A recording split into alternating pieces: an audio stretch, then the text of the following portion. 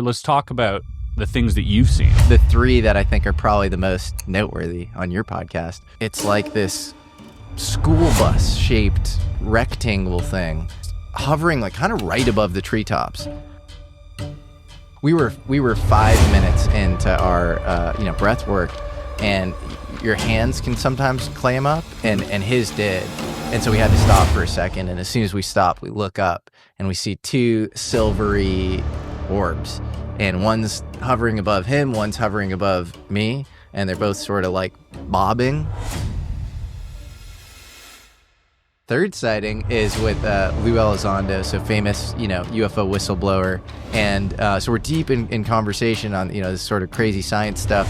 And we just see over the shed, we see a green fireball just shoot off. Do you believe David Grush saw a craft? No, I don't think he's seen a craft. Do you believe Hal Puthoff's seen a craft? That's interesting. Maybe. Do you think that you've ever interviewed someone who you can confidently say has been inside a UFO? In a government context, do you think, yes or no, that you've spoken to someone who is possibly or has probably been in one of these crafts? Maybe. Okay. Yeah.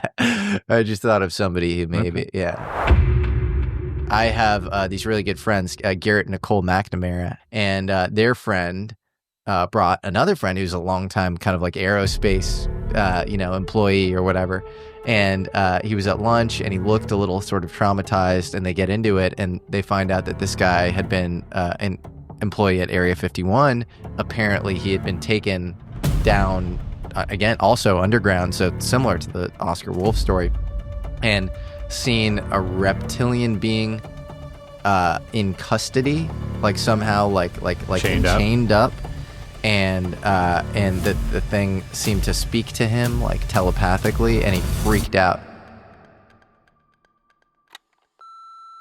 So I grew up in southeast Georgia, near a farm, and we used to play nighttime flashlight tag, hide and seek.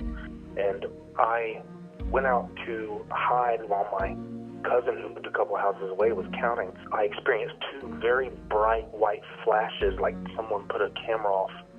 And I just stood there stunned for a moment, and I noticed on the other side of the farm there were cop cars driving by with flashlights looking for something, and I stopped and wondered what's going on.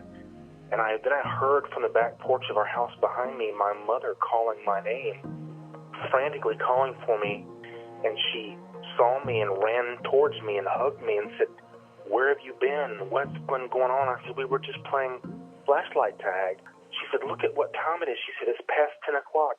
When this happened, it was probably around 8:30 or so. This happened to me, and I don't know what that was about." All right, ladies and gentlemen, today I am joined by today's American Alchemist is the American Alchemist himself, Jesse Michels. Welcome, man. Chris, thank you so much for having me. Yeah, absolutely. This has, for me, been really, I've been looking forward to this podcast for a long time, but we've been hanging out quite a bit too, and chatting and working on different projects and consulting each other on different things for a little while now. And, I've gotten my hangs in with you, which is so cool. Absolutely. But now it's almost weird because I feel like we're clearly friends off the podcast, but this is more for people out there, because like it or not, people watch our videos and they're like, I get it all the time. Dude, you should have Jesse in the skiff. And, Well, I'm honored, man. And I'm grateful to just know you as a friend. And you've been so awesome to me. And this set is so cool to see in real life, because it's kind of surreal because I've been watching it so much digitally. Yeah. And yeah, man, I love our weird phone calls that always last like 2 hours longer than they're supposed to. We go down these crazy rabbit holes. So yeah, I'm grateful for you, man, and I'm happy to be here. Thanks, man. And I'm not the American Alchemist. My guests are, but thank you. Yeah, well, today you are. Area 52er today. Yeah, okay. Yeah, dude, you've been probably the most inspirational person in this space for creators like myself, but also for people who are looking to create and talk about this stuff, and for people who are just looking for a good story. And as you know, like a lot of my channel is based on story, and I love telling a good story, and I love when people come on here and tell great stories. But you have this amazing ability to draw good stories out of people.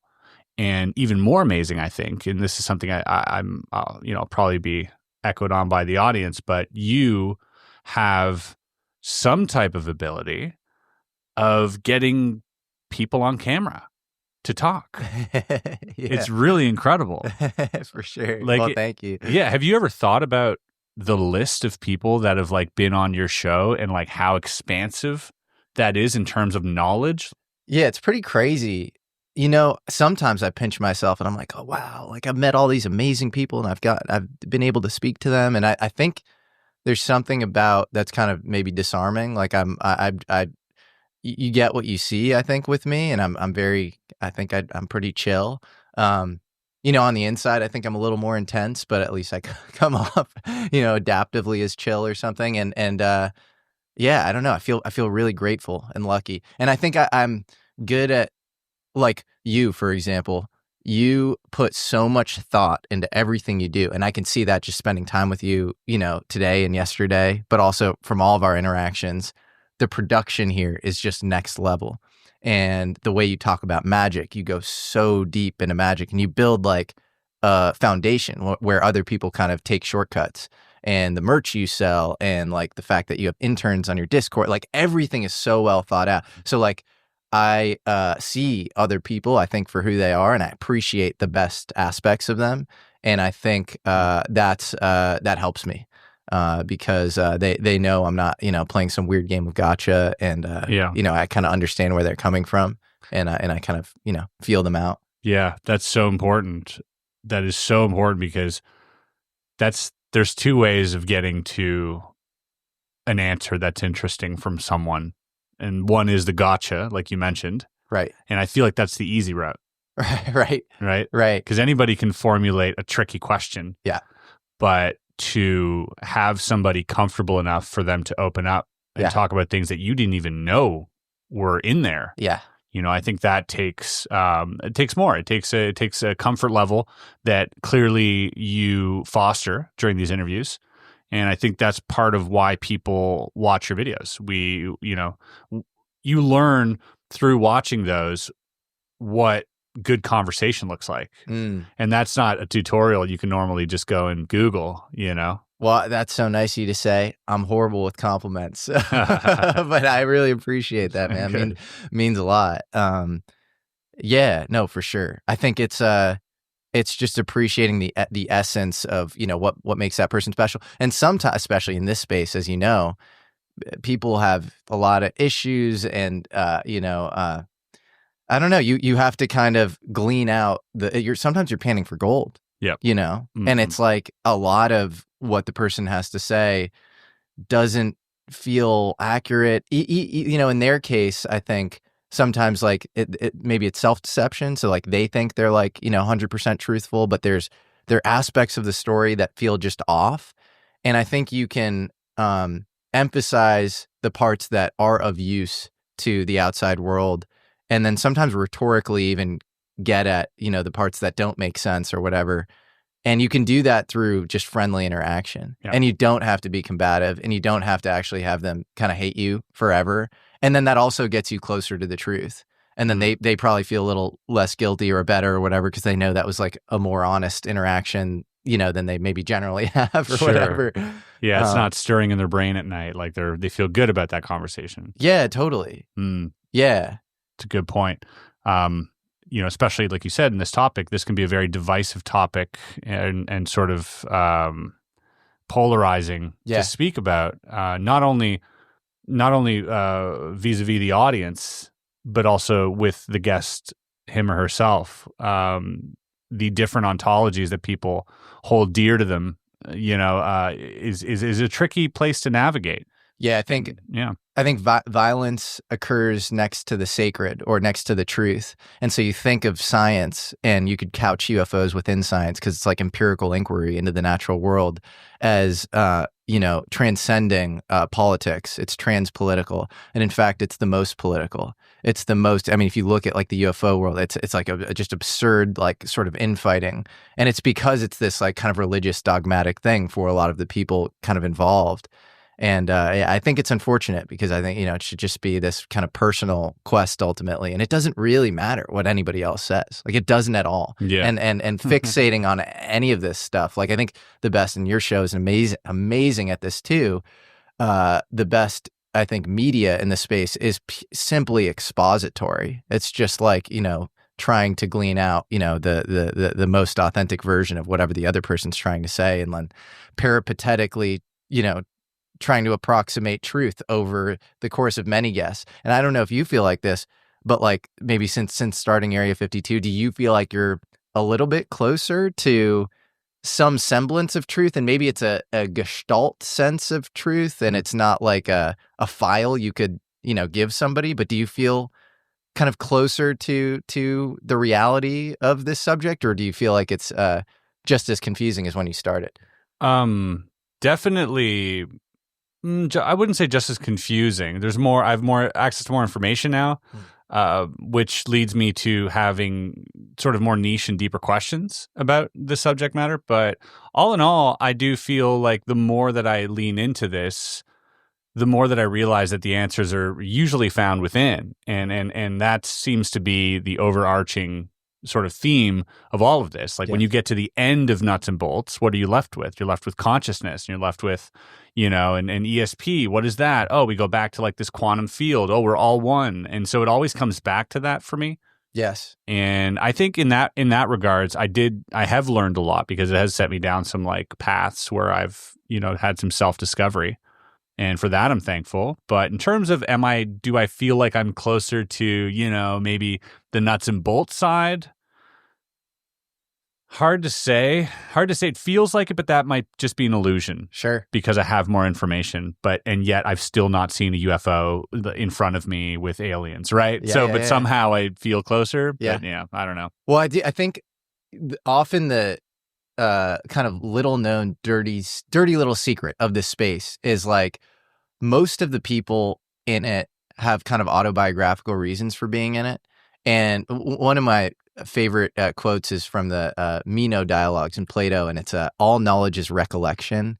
And it actually involves, I think it's like Socrates and Phaedrus, and they're showing that like a slave at the time, because this is ancient Greece, knows how to like draw a triangle, and it's purely primordial knowledge because he's gotten no kind of formal tutoring or whatever. And there's something about this space because you are nobody has the formal education. It's so confusing. Yeah.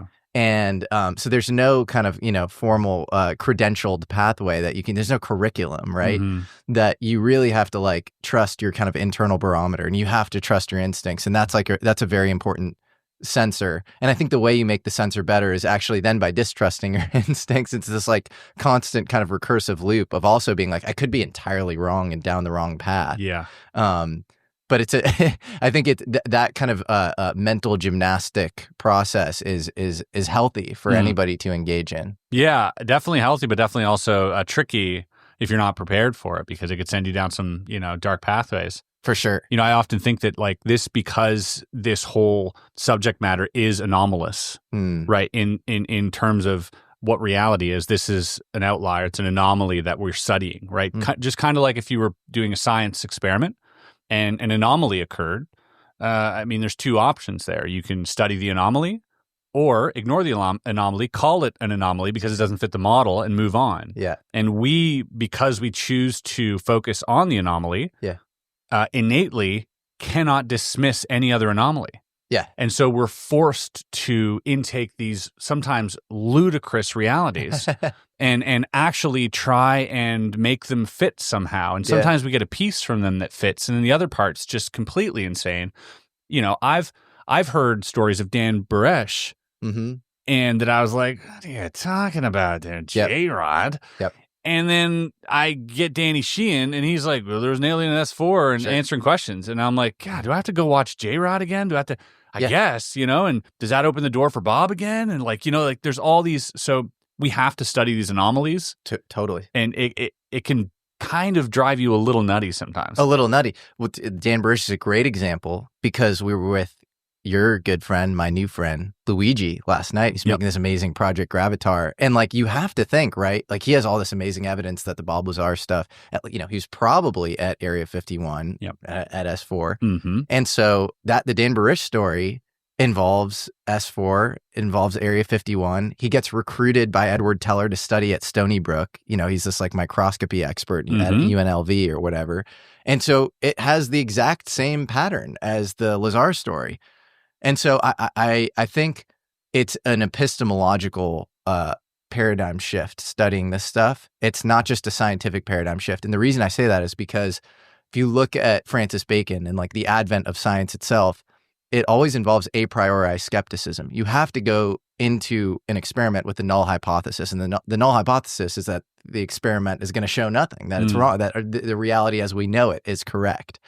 And with this topic, and I think actually probably healthier thinking points more towards Bayesian thought or reasoning, which Danny Sheehan is an expert at and always likes to talk about. He talks about, Thomas Bayes, this English statistician from the 18th century. And that's more no, be open to everything. Yep. Be open to everything and don't wholesale discount anything, and catalog everything as extremely low probability. And then build corroboration as you see, okay, Bob Lazar, I don't know, I'm not so sure. Dan Barish, wow, it's pattern matches the same way. Oh, Danny Sheehan's telling the story, and he's broken all these other incredibly important American conspiracies. Okay, maybe there's something here. So I think that's actually a healthier way of thinking, but it's not really, you say it's scientific, but it's not the way most scientists think. In fact, it takes patience. Takes a ton of patience. Yeah, most people get really frustrated in this space when they don't have the answer they're seeking in the amount of time that they've been seeking it. Yeah. Whether that's 30, 40 years or whether that's 1 year, whatever it is, you can sense people's frustration with, trust me, bro, and all this stuff. And the way that I see it is that it's all interesting. Yeah. True or not. Yeah. It makes for an interesting story. It's fun to find those puzzle pieces and sort of, connect them together and be like, oh, that kind of fits. If you force it a little bit, it kind of fits in this puzzle. And you go, oh, it kind of looks like something now. And that's a fun exercise to do. And I agree. I think it is healthy, but it's hard.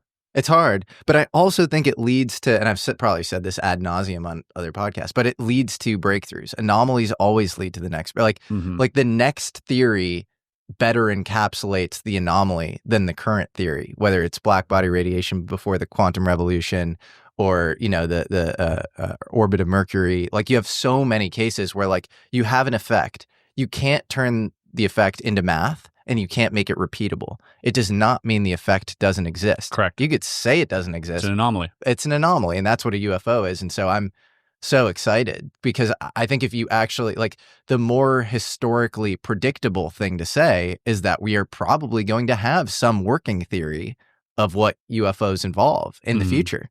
And so it's just epic to try to be at the forefront of that. Yeah, definitely. And it's exciting to think which theory that will end up being. Yes. Or, will it be a brand new theory or maybe a mashup of all of them? Who knows? It's just... While maintaining humility that theories are the maps and there's some underlying territory and the map is never the territory. Yeah. So the theory is never going to be the end of history. Mm-hmm. And if you think about it, since Leibniz and Newton, over the last, 400 years, the way we've modeled our reality is vector calculus.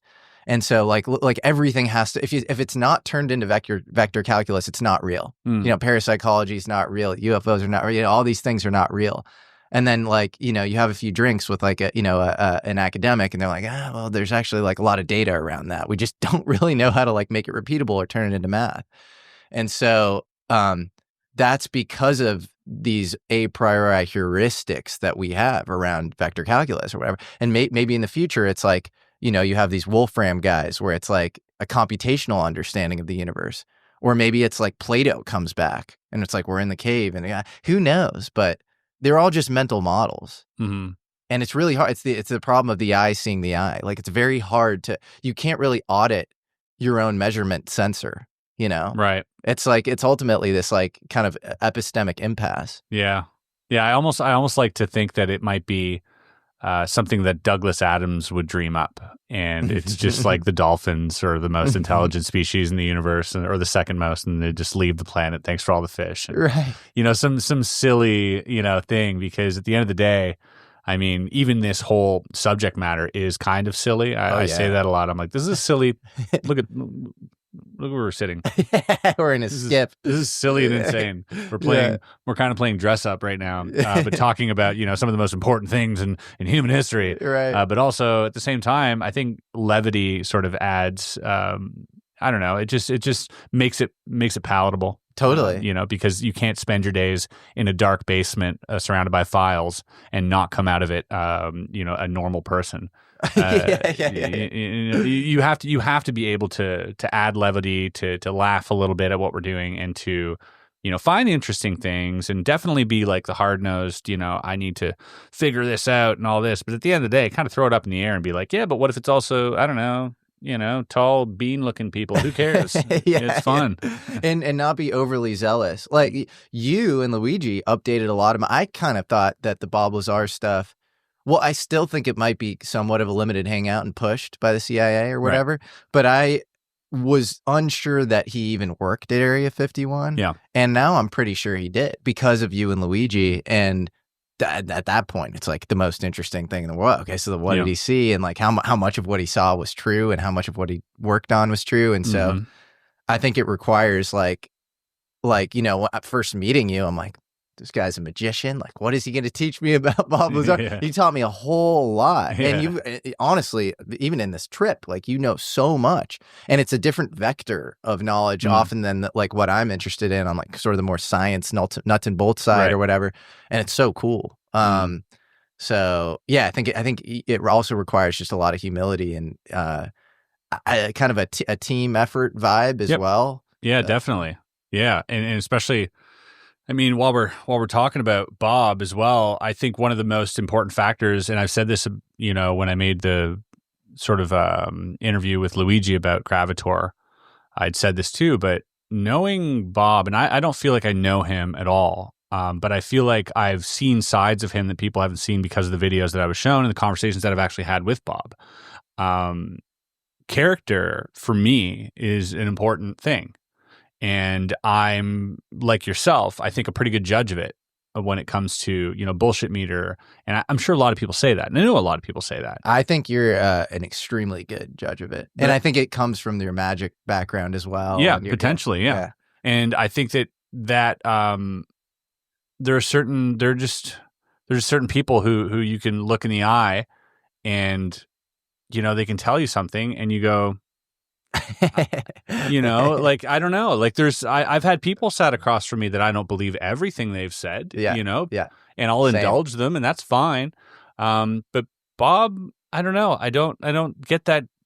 I don't get that at all. I think he's just saying his truth. That's what it seems like. And now this raises the question of, is his truth tampered with? Right. Exactly. Right. And the beauty of Bob is that he will say, yeah, it's possible. Exactly. You know, and that's why I'm like, this is one of the most important cases, I think, in all of ufology, because point me to another experiencer or another whistleblower who doesn't have their own opinion about what they think is going on. Yep. Or who doesn't, you know, expound upon rumors or sit there and try to think of like some scenarios like, oh yeah, well maybe they're doing this, or maybe they're from this planet, or like there's none of that. Yeah. There's never speculation with this guy. And it's you know, Jalin Hynek, you know, legendary astronomer, leader of Blue Book. He had his, you know, different ranking, you know, close encounters of the first, second, and third kind kind being most famous, where it's like you're interacting with the being itself. You could say Bob Lazar's close encounter of the fourth kind, because the third kind is obviously fascinating. It's kind of very in your face, but it's very ephemeral. And it's usually retrieved through hypnotic regression, or at best you have these shards of memories because so the person interacts with the experience just like anybody would experience anything traumatic where it's sort of, slightly broken. And in this case, the guy is talking about a discrete location working on a craft that might still be at that location, or, might have been moved somewhere, and maybe we could figure out where that is. And we have technology that we can repeatably use. And so like that's like, and he's alive, the witness. And so, yeah, I agree. It's in a category of its own. And I'm so pumped about what Luigi's doing. I hope you get to do cool stuff with Bob. And, I'm excited to see how that kind of wave function collapses, so to speak. Sure, exactly. Same here. Same here. But now I want to transition over into some experiences that you've had. Okay. I told you before the podcast, like, do you mind if I ask you about these, these experiences you had? You were totally fine with it. Yeah. So this isn't like a gotcha moment. Tell me about the UFOs, Jesse. Where are they hiding them? You had multiple experiences. You've been open with them, but I kind of want to catalog them here for, someone who doesn't have to watch, all the little pieces and fit them together. Let's talk about the things that you've seen. Yeah. Yeah. So I think I've seen a decent number of UFOs, honestly, and it might be something where, because I'm interested in the topic, like I'm, more aware or something. I don't know. It's sort of hard to explain. But the 3 that I think are probably the most noteworthy on your podcast, number 1 was I had just moved to Laurel Canyon. And so Laurel Canyon's actually kind of a trippy place unto itself. I don't know if you're familiar with the history, but it has an amazing music history. So, the Mamas and the Papas were there. Jimi Hendrix, I think, lived there. Crosby, Stills, Nash, the who's who of like 60s, 70s era, classic rock. And it just has that vibe of like the muses are around or something. And all these kind of bohemian, like interesting architecture, and it's great. I love it. And I had just moved there, and the pandemic had just hit. And there was something very trippy about the pandemic as well, where like you're at home and you all of a sudden you find yourself with like not that, or at least I did. I found myself with not as, more time on my hands, not as much to do. And you start to think about like more interesting ontological questions. And so I was with a woman who I was kind of starting to see at the time. And she actually lived in Laurel Canyon as well. And we were going on a walk. And this was like, I don't know, like an hour into the walk or something. Aliens come up. And she was like, do you believe in aliens? And I was like, yeah, actually, I'm kind of into aliens. Like, that's like an interest of mine. At the time, it was a pretty serious interest of mine, but not as deep as I'd say now. Okay, previous to any YouTube. Yeah. Okay. Previous to any YouTube. So I was investing out of Peter Thiel's family office. That was my job, and I had a serious interest in the UFO thing, but like. Yeah, I never thought it would like turn into like, me like interviewing a ton of people about it or anything like that. And we're walking, and I'm like, yeah, I'm kind of into aliens. And then I say, half jokingly, I go, I'd love to meet an alien. And then she goes, it'll happen when you stop looking for it. And as she says that, we're walking by a guy who has a metal detector. And this is like sunset in Laurel Canyon, and he's like looking for something. So it's like this bizarre externalization of our conversations, happening in reality. Like, it doesn't make any sense. And this could be survivorship bias of like me remembering that because that's what we said at the time. I don't know, but it notably weird, right? And we walk by this guy, and a few moments, pass, and we hit this little clearing. This is on Lookout Mountain in Laurel Canyon, for anybody that knows Laurel Canyon. And there's a little clearing, and it's like this school bus shaped rectangle thing, long like this, and it's just hovering like kind of right above the treetops, like maybe 50 feet ish, and it just goes right over the treetops. How far away from you? Like 50 feet ish or 60 feet or something, like not that high at all. Any notable features on this craft?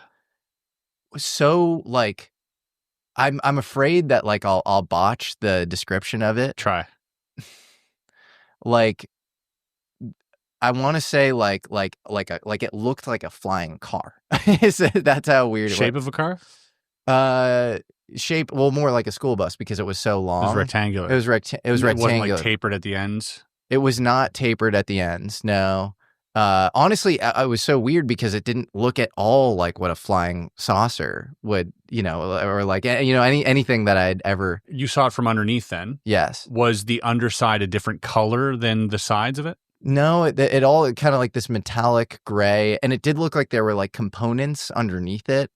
But they didn't, to me, it wasn't clear like what purpose you they weren't looking served. at a muffler or an exhaust or anything like that. No. And there was some sound, but it almost felt like a humming thing. Like it didn't seem like this, like definitely not worthy of like the exhaust necessary in a chemical combustion context to like keep that amount of mass in the sky.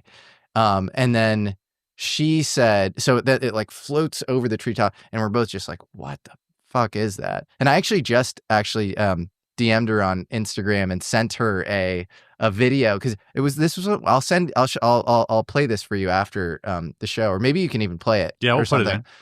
Because it was like the closest thing to what I had seen. Okay. And I don't know if this video is fake or real or what it is, but and she responded being like, yeah, that looks exactly like what we saw. Cool. So, but and then she said, kept going, and then it vertically descended, some ways off, and I didn't see that into the treetops. Into the treetops. So into the forest. Was this like a wooded area?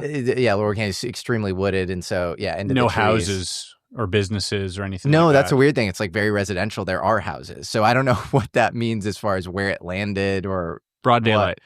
No, it was night. It was late night. Yeah, it was late. It was sunset-ish, like a little after sunset. Yeah. Okay, so you clearly it was dark see, though. Yeah. Do you have any regrets not pulling your phone out?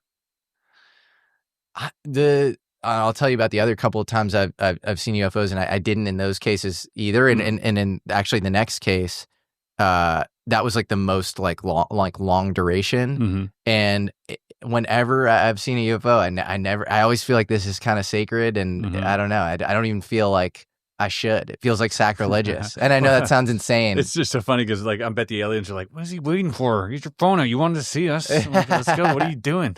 That's true. Yeah. Okay. Can you walk us through? I want to sit on this one for a second because I'm trying to imagine myself, and I'm sure the audience is the same right now. We're trying to imagine ourselves like, what would you do? You walk into the woods with somebody you kind of just started to get to know, and you see this thing. Does your heart skip? Is there any part of you that is frightened? Is this a calm interaction, or is this just you trying to make sense sort of prosaically of this object the whole time? I was super excited. Like it because I don't know, I'm like a intense sort of truth seeker or whatever. And I especially initially in the UFO thing, you're like, you look at the whole subject and you're like, this is kind of quacky and insane. And then you build this like probability thing where even like, I think it's like Richard Dawkins, the kind of the high priest of the Citadel that is like modern scientific skepticism or whatever. Like he has some quote, and I'm paraphrasing here, where it's like the probability it's like the multiplication of like the probabilities of something being true and the implications of it being true is like how much you should study the thing.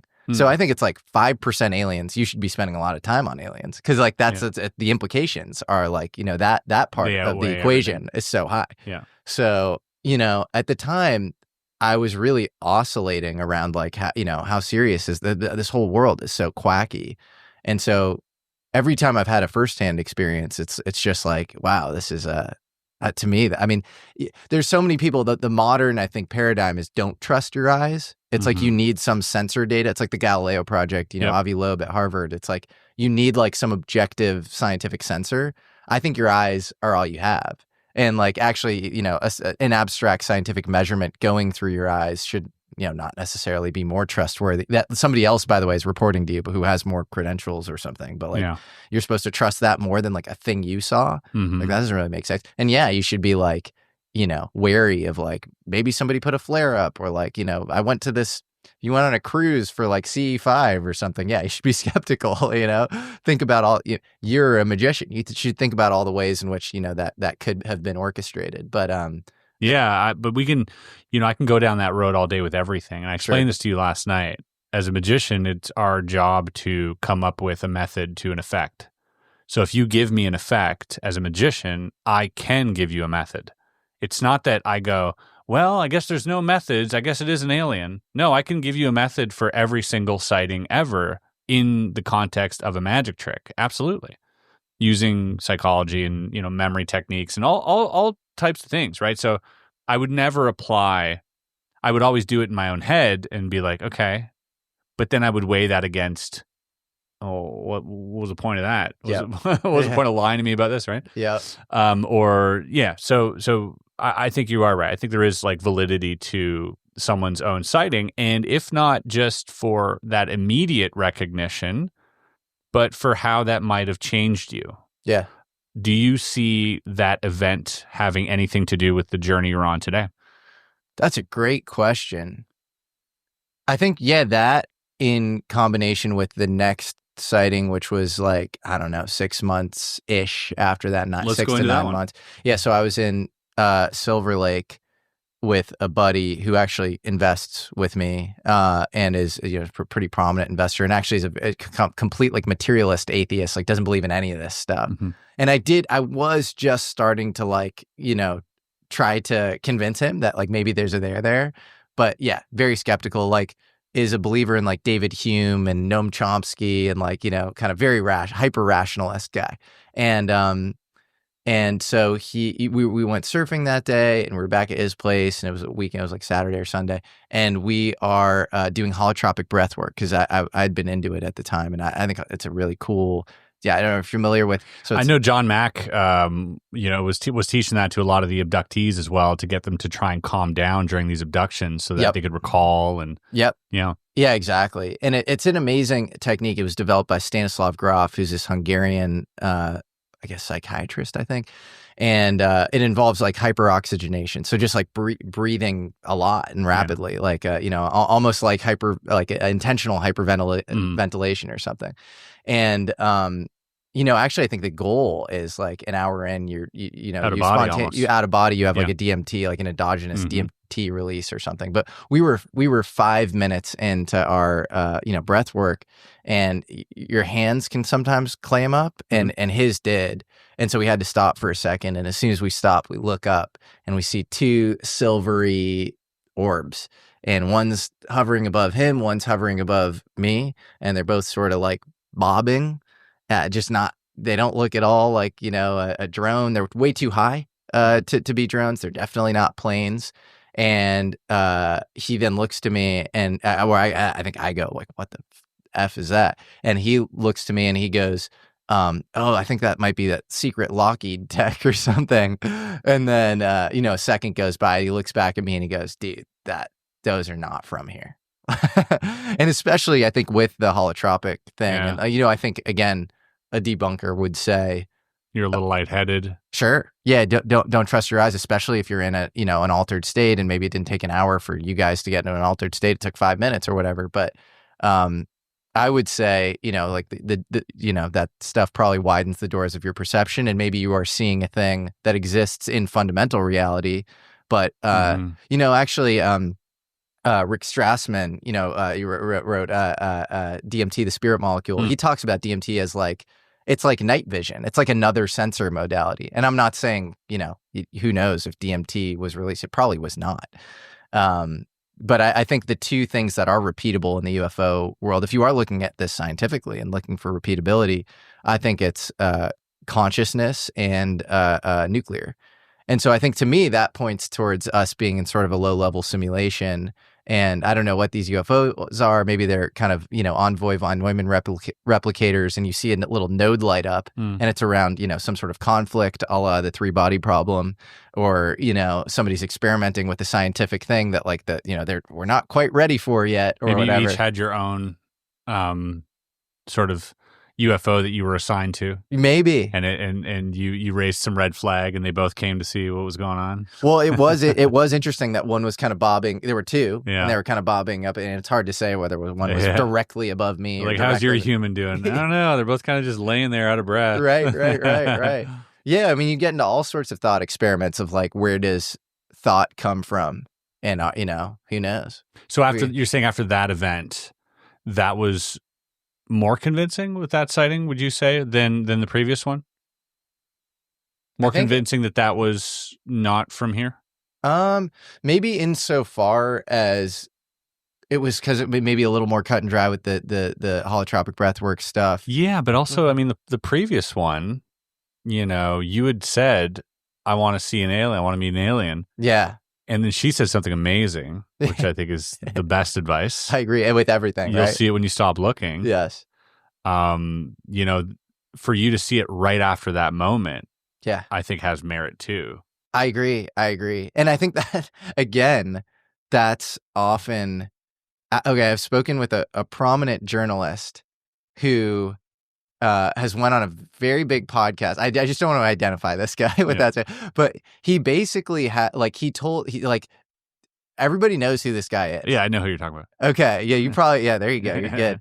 And like, he told a UFO story, and he had to leave the details out of like the fact that he went searching, like he kind of like had a question going into the UFO experience, and that the UFO resolved his experience. Mm-hmm. And so like often there are little details left out of UFO experiences that the person thinks will marginalize it, and they have to do with the fact that the UFO thing is like extremely synchronistic. Like it makes them sound slightly schizo or something. Mm-hmm. And they'll always leave that part out. And then if you think about the UFO as kind of just one class of a synchronicity, then like your whole life is actually often like that if you take note of the synchronicities. Yeah. And like I think it's a very common thing. Carl Jung wrote a book about it, and there are plenty of people who are extremely receptive to these sorts of things. And so, yeah, it's unfortunate with the UFO thing where we because it's looked at as this possibly, interesting propulsion breakthrough in science or whatever, we have to somehow discard those very real facts around them. Yeah. And it's much like if you look at Betty and Barney Hill, they kind of went through the same thing with the testimony that Betty had. On one hand, if you look at the testimony that was given to the Air Force, it was very cut and dry, nuts and bolts. Here's the time, here's the elevation, here's the rotation, here's the lights, the colors, the speed, the size, all the sort of like data points. Yep. And then over here, it was, it froze me, and there's the beings, and I connected with them, and like all that was left out of the Air Force thing, right? Because I think the story is going to change based on who it is you're talking to. And so if you're definitely speaking to someone who you believe isn't ready for such information, then you're going to omit that. Yep. And so in today's landscape, I think conversations like these are really healthy because it does allow people, and I read the comments a lot where I'm sure you get them too, and messages of people like, I've never told anyone this. Yeah. And they suddenly feel like it's okay to open up about their experience. It's just so beautiful. Yeah. But you're right. In the context of the scientific review, those things, we feel the need to have to omit them, even though there might be actual science behind them. Yeah. They just feel a little too far removed from like the conventional data. Totally. Well, what I would say is if there is an intelligence on the other side that wants to be known, but wants to be known by the right distribution nodes on our side, that you should actually be extremely transparent and candid, and then just let the chips fall where they may. I'll give you an example. Like, I could have artificially come up with descriptions around that school bus. Like, I actually felt a little like insecure. I was like, I don't really remember, man. Yeah. But like I think whatever that is, and I believe there is a non-human intelligence, I think they could fully audit everything going on inside of you. And so you just have to be extremely brutally honest. There's, in the telepathy tapes, one of my favorite quotes, I don't remember which kid says this, says, "You don't get my powers if you lie." Yeah, John Paul, wasn't it? John Paul. Maybe John, but that would make sense. Yeah. John Paul, or was it the other Is it Houston? Houston. Maybe Houston might said have been it. Houston, Houston. actually. Yeah. Yeah. And I think that's so beautiful. And I think it's actually around the parapsychology stuff too, which points to this, these random event generator experiments where you take this binary computer, it's tied to something that is supposedly random in quantum mechanics. So radioactive isotope decay or photon bouncing around a box, whatever.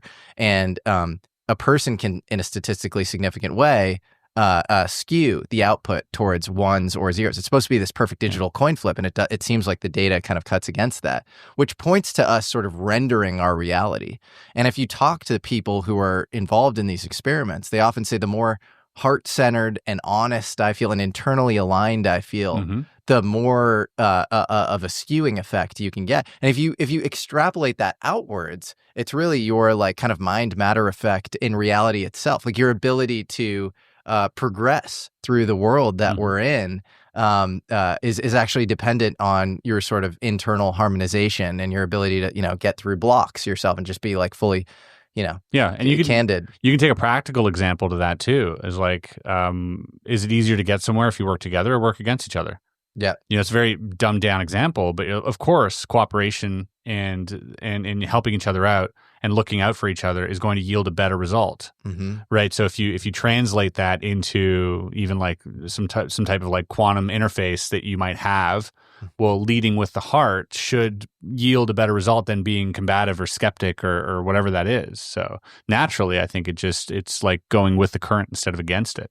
Totally. I agree. You look at a lot of religious pictures. That's always stood out to me too. You see these beaming hearts. It's always these hearts with like this golden light around it, right? And these angels are just like emanating this love. It's always like this sort of Care Bear energy of like, it's all love, it's all good, it's all love. And like love seems to be like that heart-centered emotion.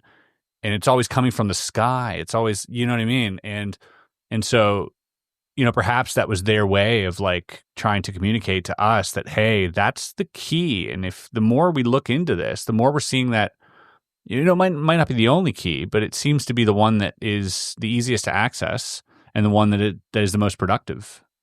Yeah, I think it really is. And, we were just talking about this book, Transurfing Reality. And I think his name is Vladimir Zeland.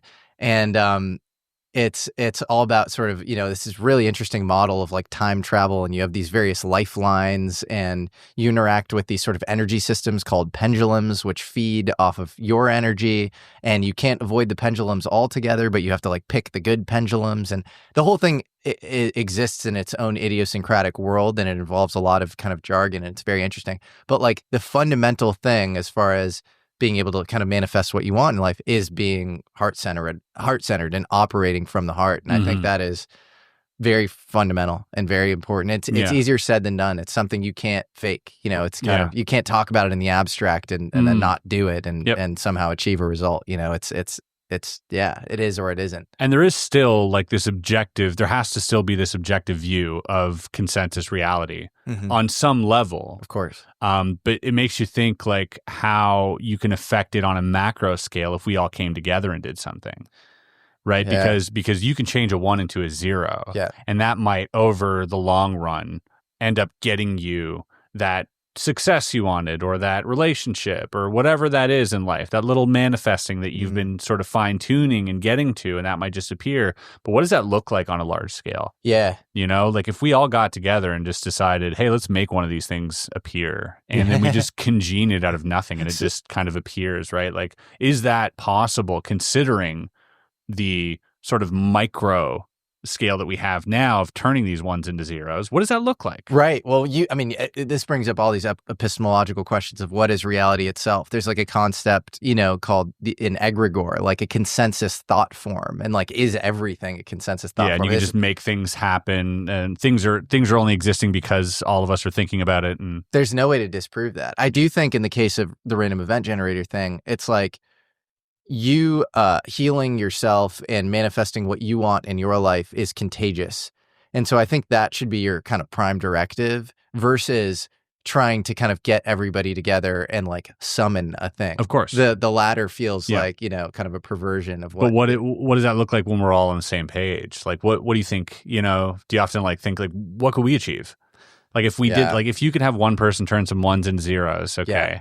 Or like there's that famous plant experiment where they had the plant in the middle of or in the corner of the room. You know this one, and they shine a light in the room, and basically the light would shine. It was in one corner, and it was on a random sort of generator where the light would shine randomly into one of the corners, right? And so it should be 25%. But when they introduced a plant in the corner, it went more towards the plant. Like the plant needed to survive. The universe felt that, and it wanted to thrive. That's fascinating. And it changed the randomness a little bit, just changed a few ones into zeros so that the plant would have a better chance of surviving. That's so fascinating because we think of heliotropy as, you know, a plant growing towards the sun, but you don't think about it as the, you know, the opposite, where this seemingly unconscious digital thing, you know, or not digital, but, you know, whatever, you know, light, mechanical thing, is actually attracted to the plant itself. That's amazing. That's really cool. Yeah. And it's more about, like, it makes you question, what's the fundamental law there? What is happening? Is it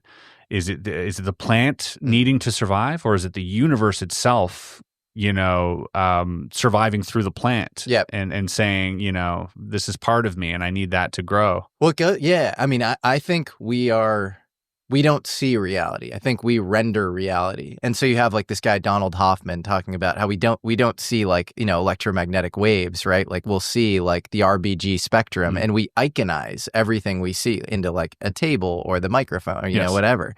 And I think that could apply to everything we see, and if you actually look at like the Roger Penrose, you know, there's this physicist who, you know, he worked on a bunch of stuff with Hawking and black holes, and then he started getting into consciousness, and I think he has a very interesting. I don't know if it's correct, and I think way too many people kind of assume everything this anesthesiologist that works with him, Stuart Hameroff, says is like, you know, exactly how consciousness works. I think it's way too reductionist and physicalist. So I'll caveat it with that. But I think as a mental model, it's very interesting as to how consciousness works. And it's called orchestrated objective reduction. And it answers the question of why do we not see probabilistic reality? So just as I iconize the, you know, RBG, you know, electromagnetic waves, why do I not see quantum probabilities? Why do I see relativistic, macroscopic, discrete reality? I just see one Chris Ramsey. It's not this like Schrodinger-like wave, you know, of many possibilities, Chris Ramsey. Yeah. And I think it points to the fact that we are rendering reality internally. Sure. That wave function collapse actually occurs within the brain. And so if that's the case, then like I am rendering something that is different. My map inside my head is different than the territory. And the random event generator might not actually be explained by me, you know, emitting some sort of photon or some, you know, some like, you know, unobtainium particle or whatever that like we, you know, science hasn't discovered yet to affect the thing in the material world.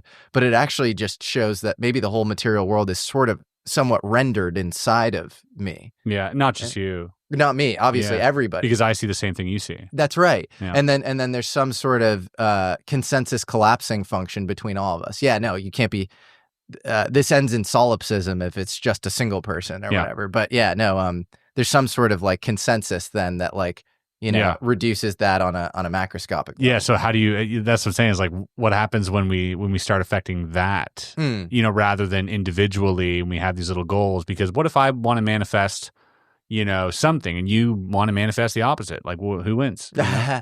Yeah. Do you know what I mean? So like, what does that look like when you get multiple people manifesting or, you know, sort of collapsing these wave functions together? Yeah. You know, how big of a change can you create? How big of a sort of, you know, thing can you just make appear? Like, what is the limit to that? I think that's really exciing. I think so too. I think so too. And I think we're living in a kind of, you know, an axial age, so to speak, of like the former meaning structures are just like not as charismatic as they like. Organized religion is in, you know, decline, and then science itself feels like it's sort of slowing down. Yeah, stagnant. It's stagnant, and so it feels like we're actually on the verge of like a cool paradigm shift. And often this occurs not at the peaks of civilization, but at the trough. So like the decline of Rome is when Christianity really took off.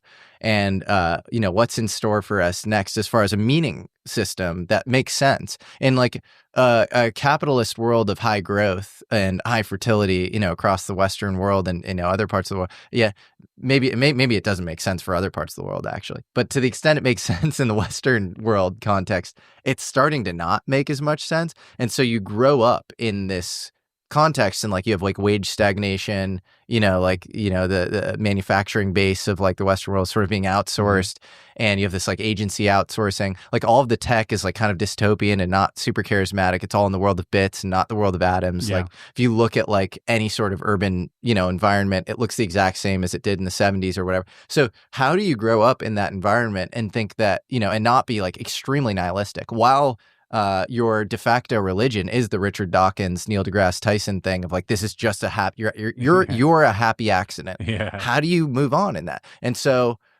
you need something else. And you just because you need it doesn't mean you can come up with something in a contrived way.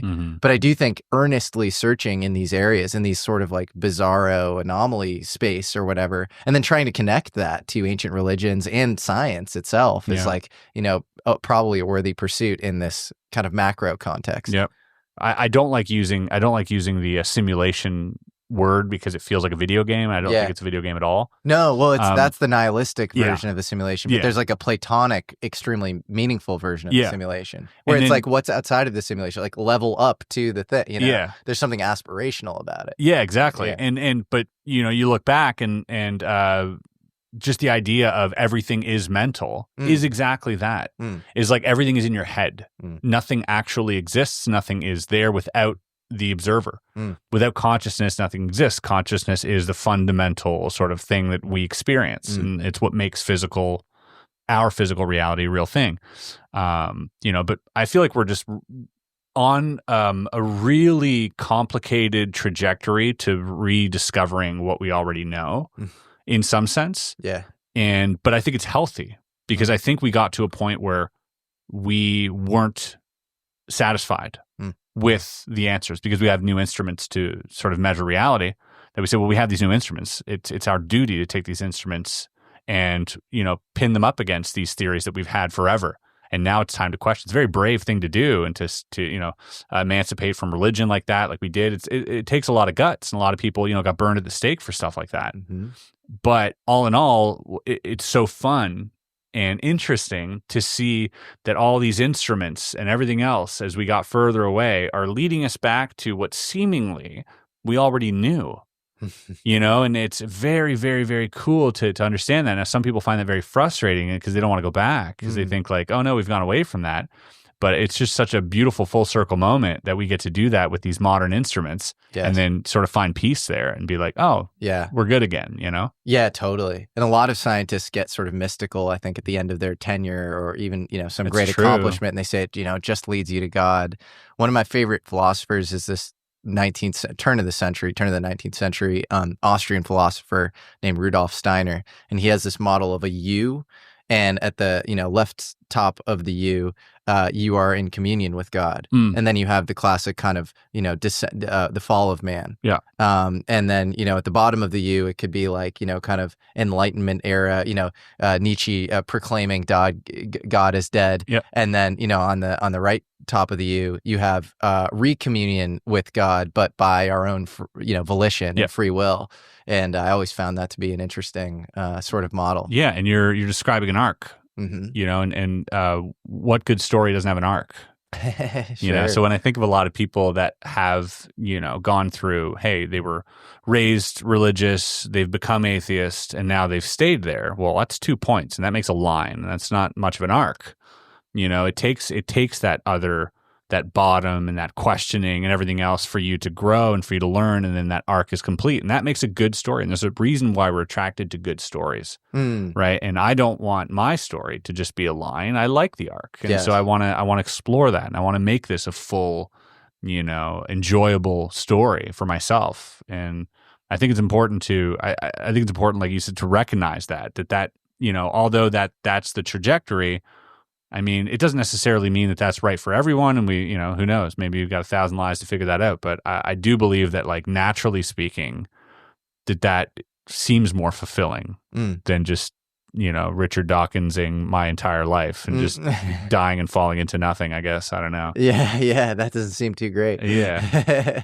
And either way, we're both going to go there, right? So you might as well enjoy. Yeah, true. And look forward to something. Yeah, exactly. Yeah, not something I would have said maybe 10 years ago, though. So it's interesting. Yeah. Let's go to the third sighting.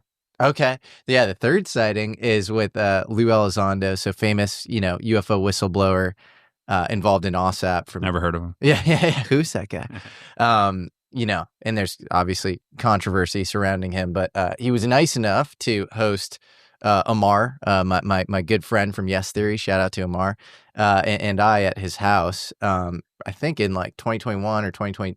It was end of 2021. No, sorry, end of 2022. And we're all hanging out by his shed, and he is talking about how he's a very smart, pretty polymathic guy. And he's talking about how the sun is kind of a nuclear fusion reactor, and he's getting deep into like the science. And we'd had an interesting day, and he had said actually, like, he had mentioned that like the UFO phenomena had followed him around and entered his house, and that's a common thing in the UFO world where you study it in a government context. All those guys, Colm Kelleher, Bigelow, like all of them, like had experiences that were paranormal after doing what they did, on Skinwalker Ranch. I guess in Bigelow's case, he was the patron, but and so we had that context in mind, and Amar actually, had been really wanting to see a UFO. I don't think he had seen one up until that point. And so we're deep in conversation on, this sort of crazy science stuff. And we just see over the shed, hard to gauge distance, but pretty far off in the distance. I don't know, maybe 5,000, 10,000 meters. I don't know. Hard to say. We see a green fireball just shoot up. And all of us are just like, what the fuck? And I think specifically, Lou had said that he had seen in his house green fireballs in his house, and that's in imminent. That's in imminent. That's in imminent. Mm-hmm. He might have even told us that day. I don't remember, but that was pretty wild seeing something with him. Interesting. This was this in a clearing? No. I mean, the whole night sky was super clear, like there were no trees around. So it was in the sky. Yeah, it was in the sky. It wasn't like low tree level or anything. Oh no. You weren't elevated. It was up. Oh, it was in the sky. And you saw it shoot across? Yeah, I saw it shoot across to the and then the shed that we were right next to kind of obstructed it at a certain point. It was very fleeting. Fast? Very fast, yeah. Could have been a meteorite or something? Totally could have been a meteorite. Yeah. I don't know. Okay. Yeah. So it was that far that it could have been in orbit. Yeah, it could have. It could have been in orbit, but nonetheless, interesting that you mentioned that, and that green orbs, totally. Are what he said, and then that's what you saw. So, again, like I don't know.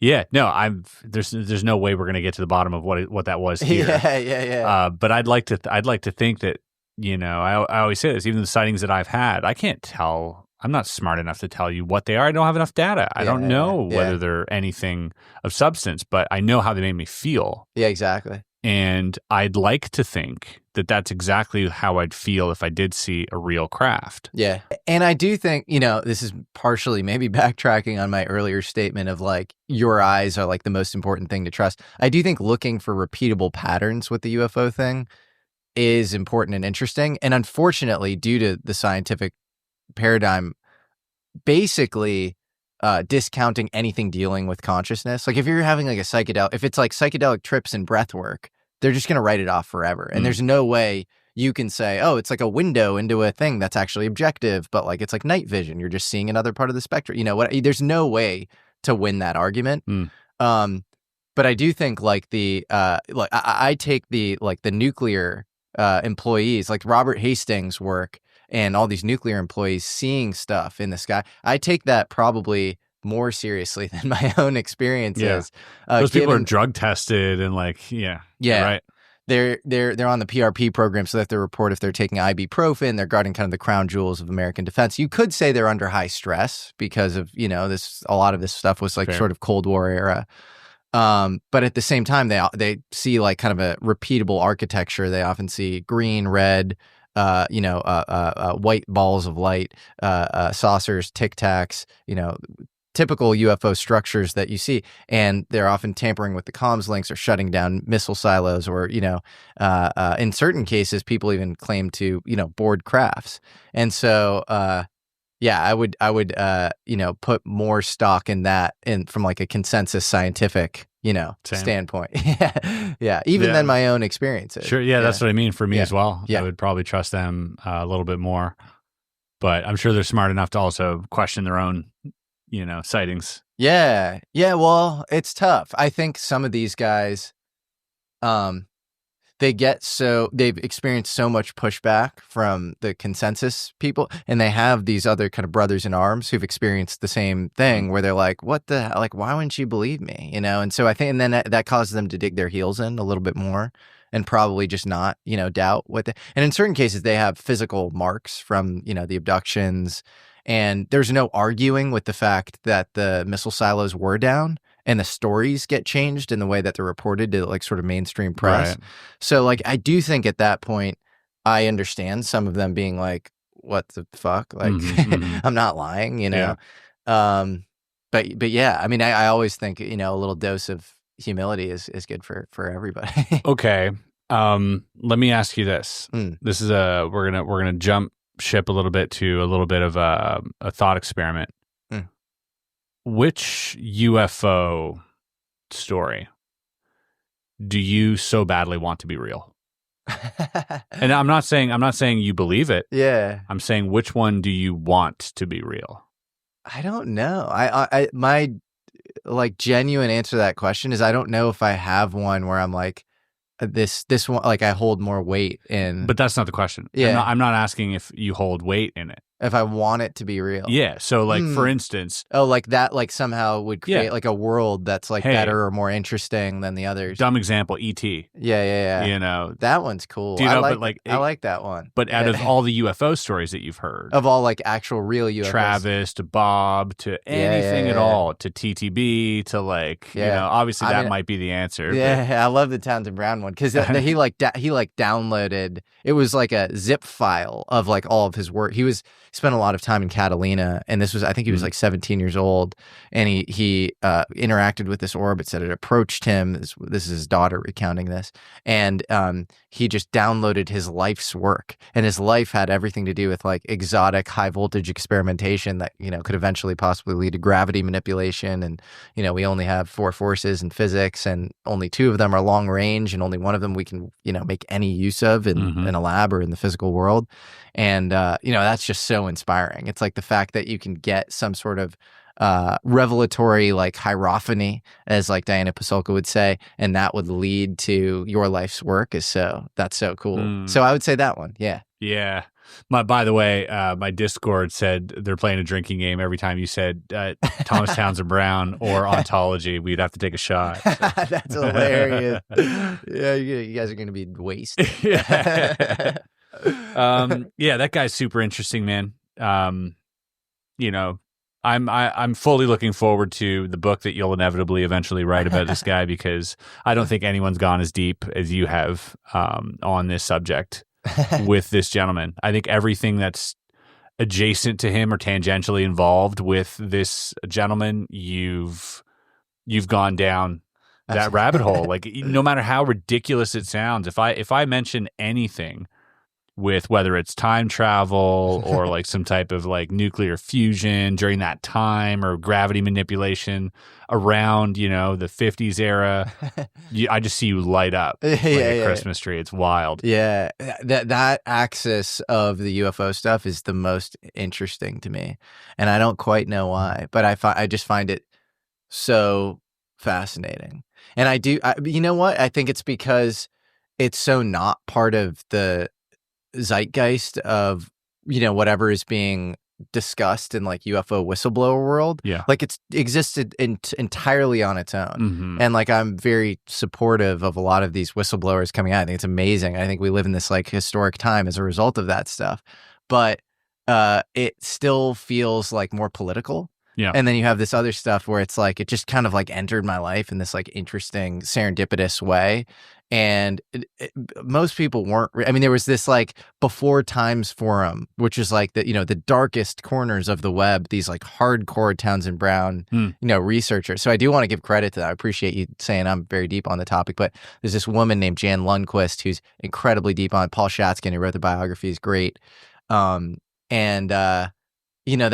was kind of it. And Nick Cook, even, who wrote a history of, American and Nazi inquiries into anti-gravity. The first, 50 or so pages of that book are basically dedicated to Thomas Townsend Brown. And he doesn't know what to make of Brown because he's associated with the Philadelphia experiment, which seemingly has all this, like disinfo associated with it. It seems kind of quacky. It comes out through this pseudonym Carlos Allende, but it's really Carl Allen, this, merchant marine or whatever. And he just doesn't know how to make sense of the Townsend Brown stuff. And a lot of his experiments were seemingly debunked at the time, when in fact I think he was actually kind of running a lot of disinfo about his own experiments. Whoa. Yeah. He was doing that about his own experiments. Yeah, he had it was called the wounded prairie chicken routine. And this is the most genius thing he ever did. He created an experiment, and you'd appreciate this in Magic World. He created an experiment that is 95% similar to the real experiment, but that makes use of ion wind as thrust, and that was the main critique of his real experiment. So he would use these capacitors, these solid dielectrics, to create this sort of weight reduction effect, like basically anti-gravitic effect.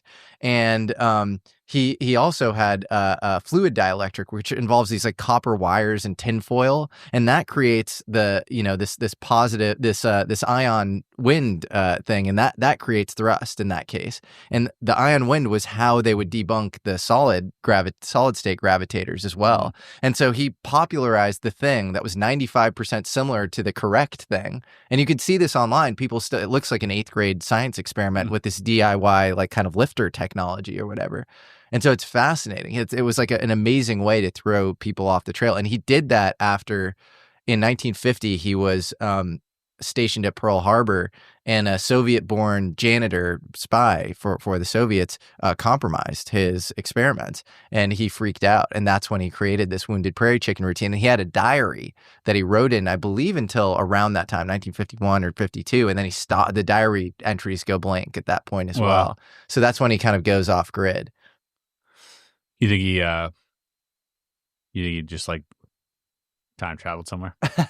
A lot of, we talked about this last night as well. You have, Back to the Future. You have Doc Brown, Emmett T.T. Brown. So Thomas Townsend Brown, he flies on his flux capacitor. Townsend Brown's experiments are capacitor based. Mr. Fusion is powering it. He spent the rest of his life looking for a power source to support the megavolt range electricity that would pump into the experiment, the electromagnetism into the experiments. And so it's called, Mr. Fusion. And he, in Back to the Future, I believe it takes place in 1985. And that is, the year Townsend Brown dies. And then he goes back to 1957, which is when, in the American context, at the Bonson Labs, by the way, one of the rumored Majestic 12 guys, Gordon Gray, is the president of UNC Chapel Hill at the time. He proves his experiment out at the Institute of Field Physics. And so it's this bizarre, like, accurate, and he was called Doc Brown in real life, and Doc Brown is the character in Back to the Future. So wild, simulation. Well, a simulation, or Steven Spielberg, who made Close Encounters of the Third Kind, has crates with Skunkworks and TRW. Skunkworks at Lockheed, TRW at Northrop, the two organizations most associated with UFO reverse engineering, and clearly has had some inside info. If you look at ET, the kind of like the locking onto. Jake Barber didn't invent locking onto the craft. You have in ET, you have this kind of like hybridization between the child and the ET, and so I think people like Steven Spielberg, Christopher Nolan, James Cameron, like those guys have to be fed some interesting info. Either fed, but if I were to make a Hollywood movie, being a fan of ufology, if that's a word. Mhm. I would also like it to be as close to the real thing as possible, right? So I might also populate it with skunkwork stuff and Yep. EG&G stuff, or Raytheon, whatever. Like Oh, I'm saying fed like real stuff. yeah, but I mean, like as a fan, I would go out of my way Oh, sure, to sure. drop those Easter eggs in. Sure. And Steven Spielberg, I think, has a deep interest in I UFOs. think he is a fan. Yeah, like you had James Fox on. I think one of James Fox's. Yeah, he had a letter. It was like Out of the Blue, or one of his first movies. Yeah, Steven Spielberg goes, "This is Phoenix Lights compelling." one, I think. Yeah. Yeah, exactly. I think it was Out of the Blue. Out of the Blue. Yeah. So yeah, I mean the fact that, and James Fox was not a big name at the time. Yeah.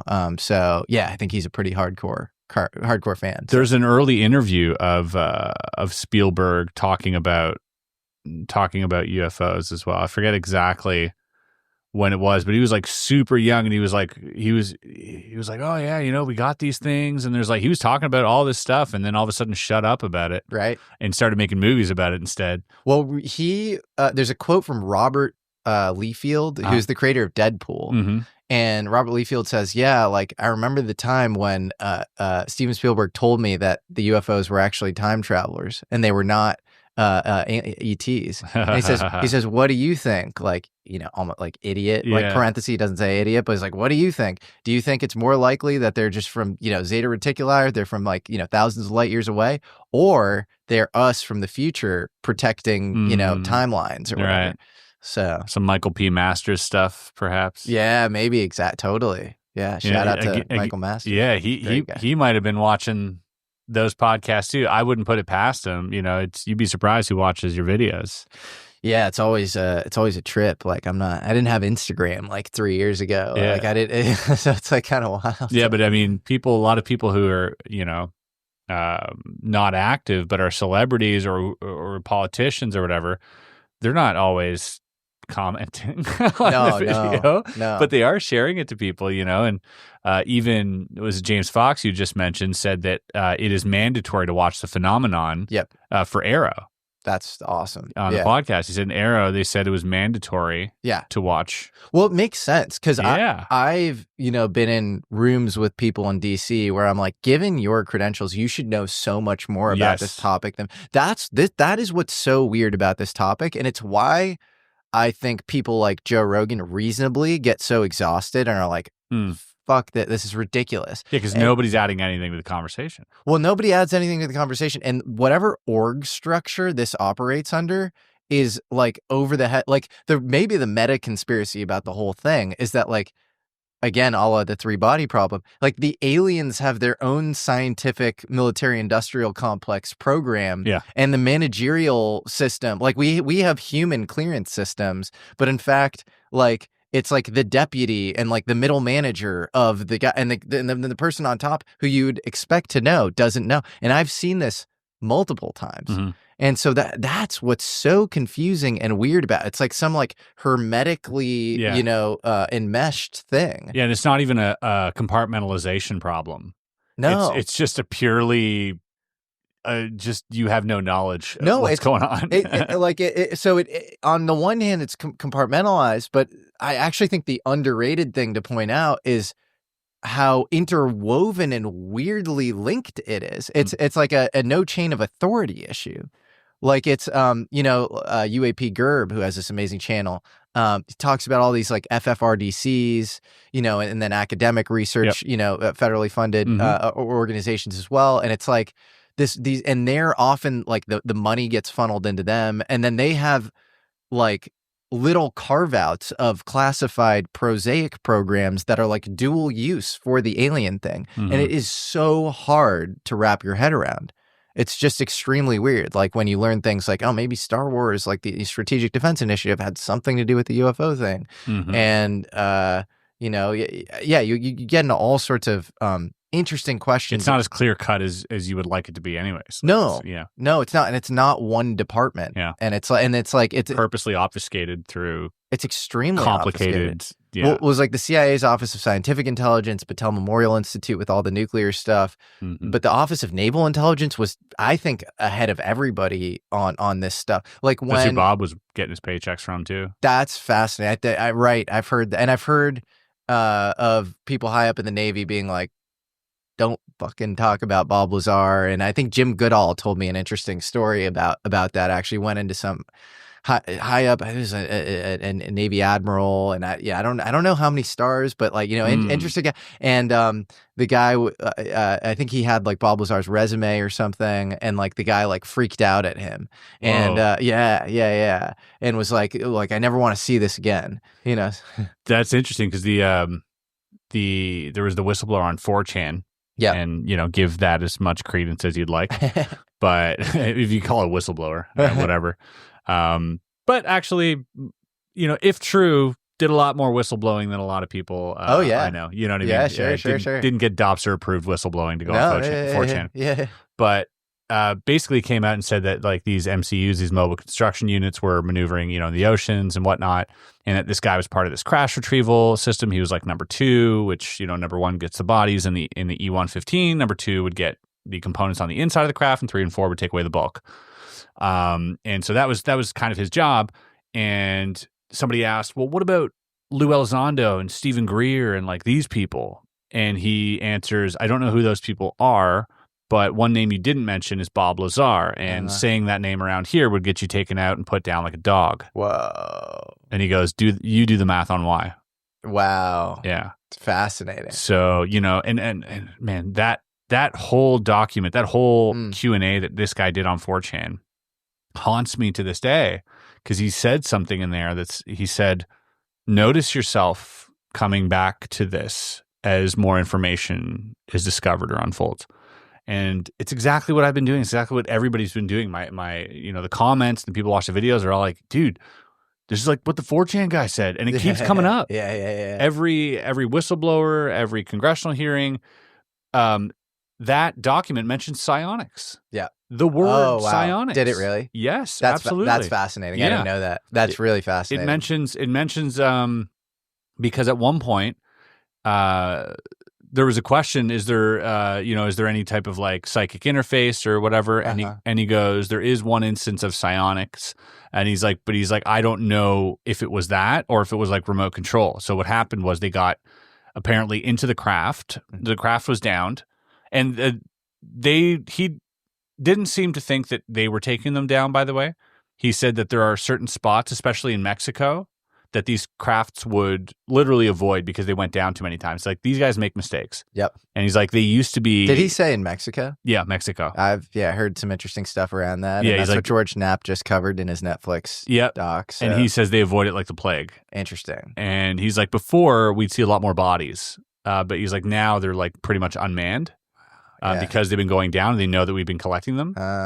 And, even sometimes it's weird, but they'll like, there's a whole bunch of weird interactions with this stuff. But this time they get called in. So what he assumes, the people go in before him take the element 115, because he said it was 115.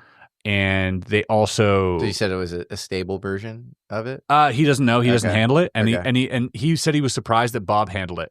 Okay. He's like, because normally it's you don't touch with your hands, and it's only one guy, and it's a very important thing. Like, no one else is allowed even seeing it or touching it. It's so delicate and like compartmentalized, that E-115, because it's like super rare. You can't find it on Earth. Like so one guy gets it and they get the bodies, and once they're out, then Team 2 gets called in. And then Team 2 goes in to clean out like the tools and all of the sort of, compartments and all of the loose hanging stuff, components. And so they go in to do their job, and the back of the craft apparently starts closing, like the hatch starts closing. And he goes, I wish I wore brown pants that day. He's like, it was very scary. And then so they radioed out to Team 1, and they were like, hey, Team 1. And they're like, the door's closing. He goes, hold on. And all of a sudden the door started opening, and he goes, you clear? And they go, yeah. So he knew they had the bodies. Whoa. So he's not sure if whether it was like he said maybe it was like a remote control, or these beings were alive, and did that under duress or something. Oh, Jesus. Yeah. One of the darker things that he said in that Q&A was, he found one time there was a down craft with an abductee on board.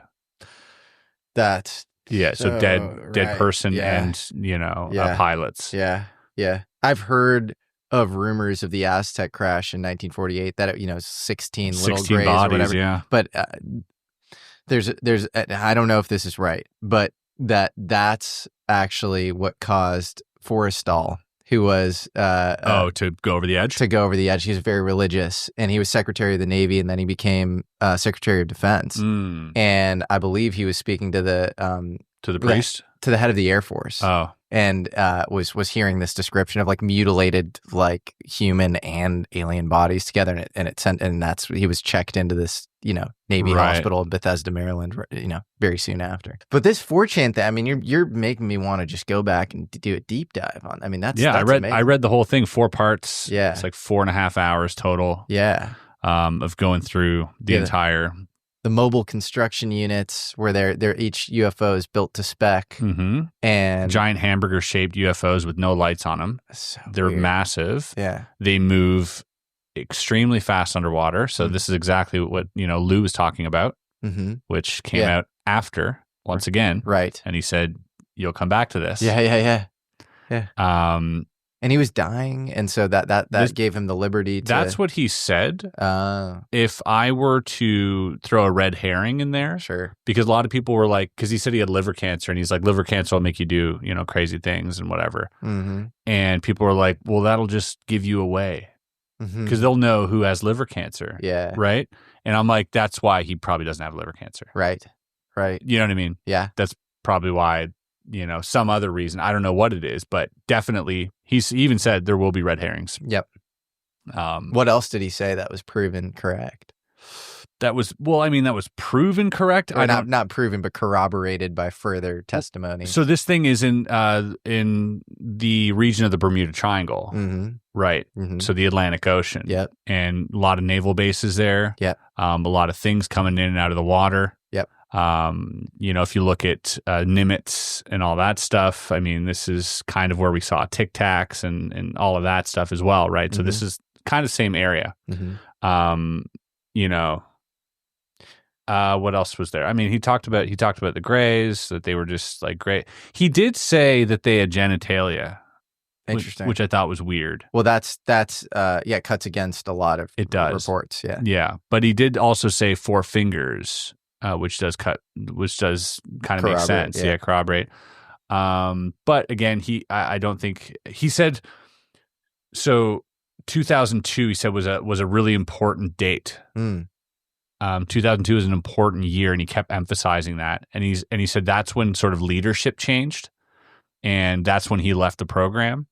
He said the people who were in charge were very much they wanted the story to come out a little bit more. And they were working with the Air Force. Air Force is frustrated because they can't say anything. And they wanted it to come out, but then new leadership came in and tightened down, clamped down in 2002. He's like, that was like, and so that's right after like 9/11, and after, the Pentagon thing happened and all that, right? So I don't know, maybe it has something to do with that, maybe a change at the top, and they were like, hey, all right, time to clamp down. Well, I remember that there was that Rumsfeld speech of like, we're missing over $1 trillion in like the defense budget right the before day 9/11. Before 9/11. Yeah.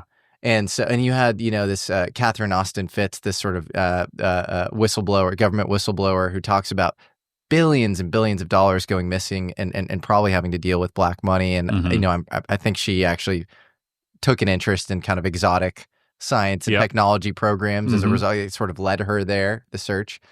To this day, they've never passed an audit anyway. Never passed an audit. Still now. Never, so they're not blowing up the Pentagon every other day. No, they're just not. No. You passing these audits. Sure. Yeah, no, and I do wonder if something happened at that time. There's also a story of Hal Puthoff advising the George W. Bush administration in I think like the 03-04 timeframe on they did like this net assessment with their national security advisor named Stephen Hadley on whether disclosure would be worth it. And Hal Puthoff is saying this in front of an audience of tons of people at Stanford for the Soul Foundation. And they came out of this assessment saying that they thought it would be too disruptive and not worth it. And he speaks how sort of cryptically on like what those reasons are, because then you give away what the, maybe underlying truth is. Sure. But that's fascinating that he was even in those conversations and that those conversations may have taken place. There's also a woman I've become friends with who's a great UFO researcher whose father is sort of a legend in the UFO world because he's been tweeting so much, and very sadly he just passed away. Her name is Pippa Malmgren, and her father is Harold Malmgren, and she was special assistant to George W. Bush. And doing I think on his like economic council, and she said some interesting things about that review, and I think they may have been reading the 3 body problem, which is pretty interesting. I keep hearing that, man. Yeah. A lot of people think it has to do with like the date being thrown around and that type of deal. It's like, and you think of, if that is the case, if we know of some encroaching Oumuamua or whatever it is, coming here, some massive mothership or whatever, giving us a heads up on some level, we might just be in a race. Yep. Yeah, and that, I mean, it's very unlikely that whatever disclosure we're going to get involves these like very discreet, whatever alien presence exists, a la John Keel or Jacques Vallée. It's weakly entangled with our reality, and it seems like it's sort of enmeshing itself slowly with us over time. And that's kind of 3 body problem-esque as well. Like you can't just touch off mass hysteria by saying, we're coming now. Yeah. And so I think it makes sense from that perspective. And it also makes sense from the perspective of the way science progresses. And it seems to just, you go through these weird stultification, like stagnations over long periods of time. And then you get these like Cambrian explosion of ideas. And why does that happen? And then there's a great book called Bedeviled by Professor Jimena Canales. And she talks about the history of demons in science, and like Descartes was shown the Cartesian plane, kind of the foundations of like our modern science itself by this demon while he's like a soldier in the Prussian army. And you have all these examples of that throughout history. So if you look at the phenomenology of science itself, it's actually far more akin to revelation. And it's not like you're, dotting the I's, crossing the T's, you finish an equation on the chalkboard. It's like you're in the shower, you're a patent clerk, Einstein at his desk, or Dirac staring at the fire, or, Heisenberg at Helgoland, or all of these things. They're like, you get zapped with the idea or whatever. So I think, there's a lot about the 3 body problem that's fascinating. The final thing I'd say is China is a relatively closed society when it comes to kind of information in and out, and especially when it comes to kind of heretical contrarian ideas. It's like Jack Ma says like one bad thing about Xi or whatever, and he's like, he's like persona non grata, right? Yep. And that book is extremely critical of the Cultural Revolution. Like it starts with this like, scene of this like these scientists basically like being like beaten to a pulp, or this is the daughter of a scientist or whatever. No, I think it is a scientist. Terrible scene. Yeah. And it's like, you believe in Einstein, you're and the CCP still pushes that book in STEM education in many contexts. So you have to ask yourself if it's so like contrarian. Like why would they, why would that communist country push it out? You'd expect it to be treated like a Tiananmen Square query or whatever, not. Yeah, but at the same time, the guy who owned the rights to the book got poisoned and died. That's true. Yeah. Not like it didn't go out without a fight, perhaps. Yeah. Yeah. Maybe it was like they wanted to co-opt it if, it was gonna. Yeah, it did seem that way. It did seem like more than a money thing. Yeah. Although it was like one of the best-selling books of all time for them or whatever. It was like a really, really good, the book did really incredibly well. Yeah. So maybe from a national pride perspective, it's or cultural, cultural exporting type deal, maybe. But yeah, interesting nonetheless. And back to the Forchan underwater guy, his theory was, he kept saying higher ups just told him that they don't really care about us. They kind of like, they just don't care. Yeah. It's not like they're benevolent or whatever. They just seem to not care. And now he had this like built to spec thing, and he said the higher ups even told him is like they treat this more like a zoo. Yep. And like they can't be bothered by the day-to-day minutia of the animals. But if one of them breaks out or whatever, they got to kind of like clean it up and control it. But other than that, like knock yourselves out. Totally. And then, you know, the theory that they had, that him and his higher ups had, was one of two.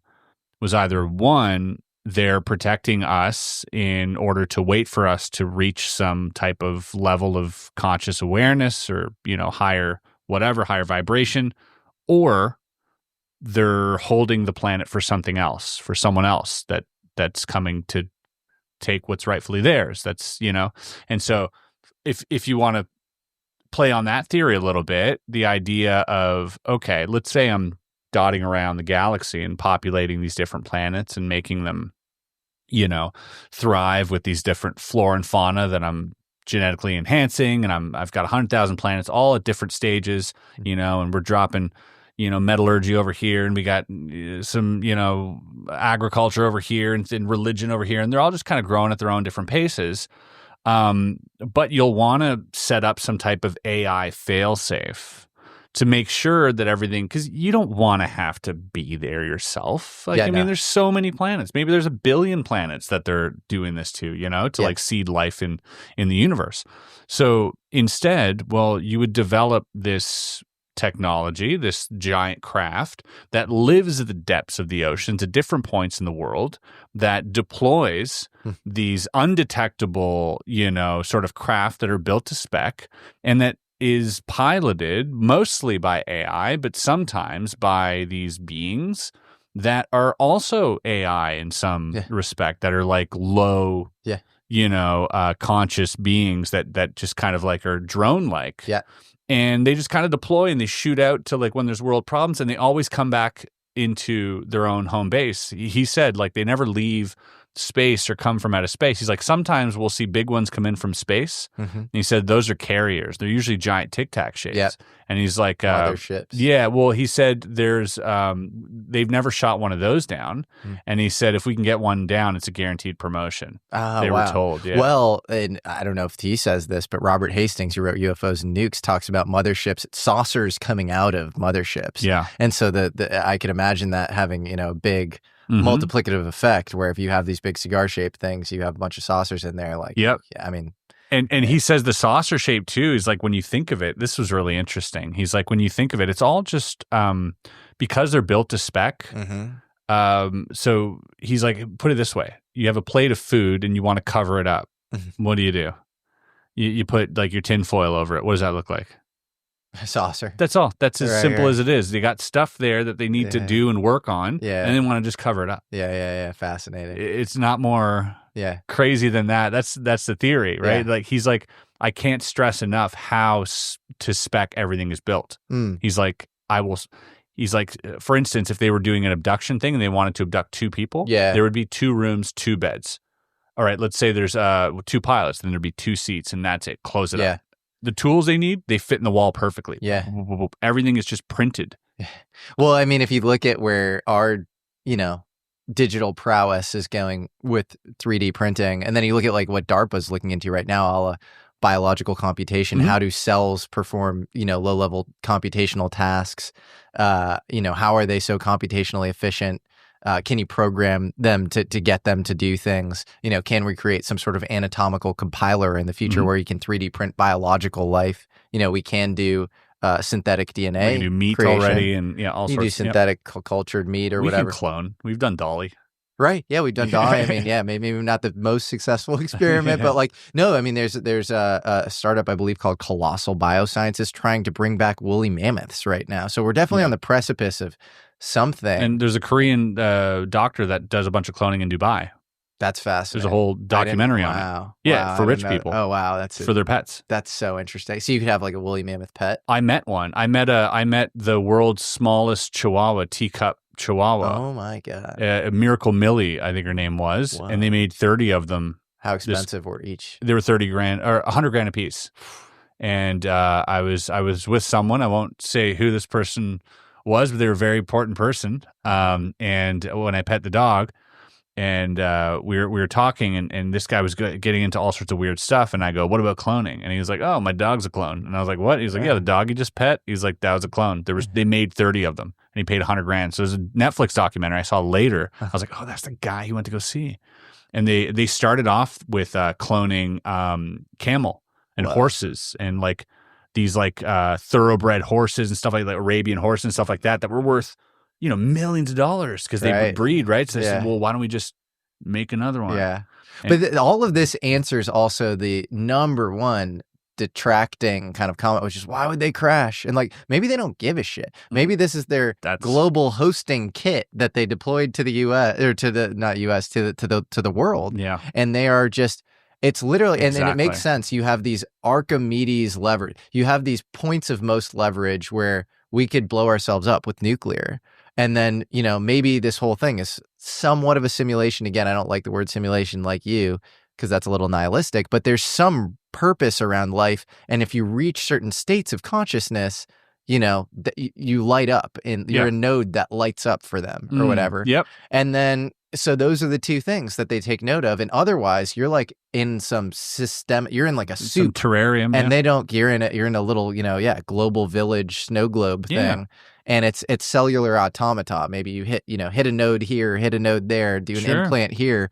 But yeah, like to your point, they don't care if they're seen. They don't care if they see you. And then, they don't care if their little von Neumann replicator robot like gets popped out of the sky or whatever. Like, maybe they get pissed over a long time. They get annoyed. They get best, probably at worst. You hear rumors from, legacy UFO programs. They want their stuff back and they're pissed or whatever. But like, maybe it's not that big of a deal for them, I don't think it is. And that's what this guy tended to say too. He's like, it's not like they're trying hard to be secretive.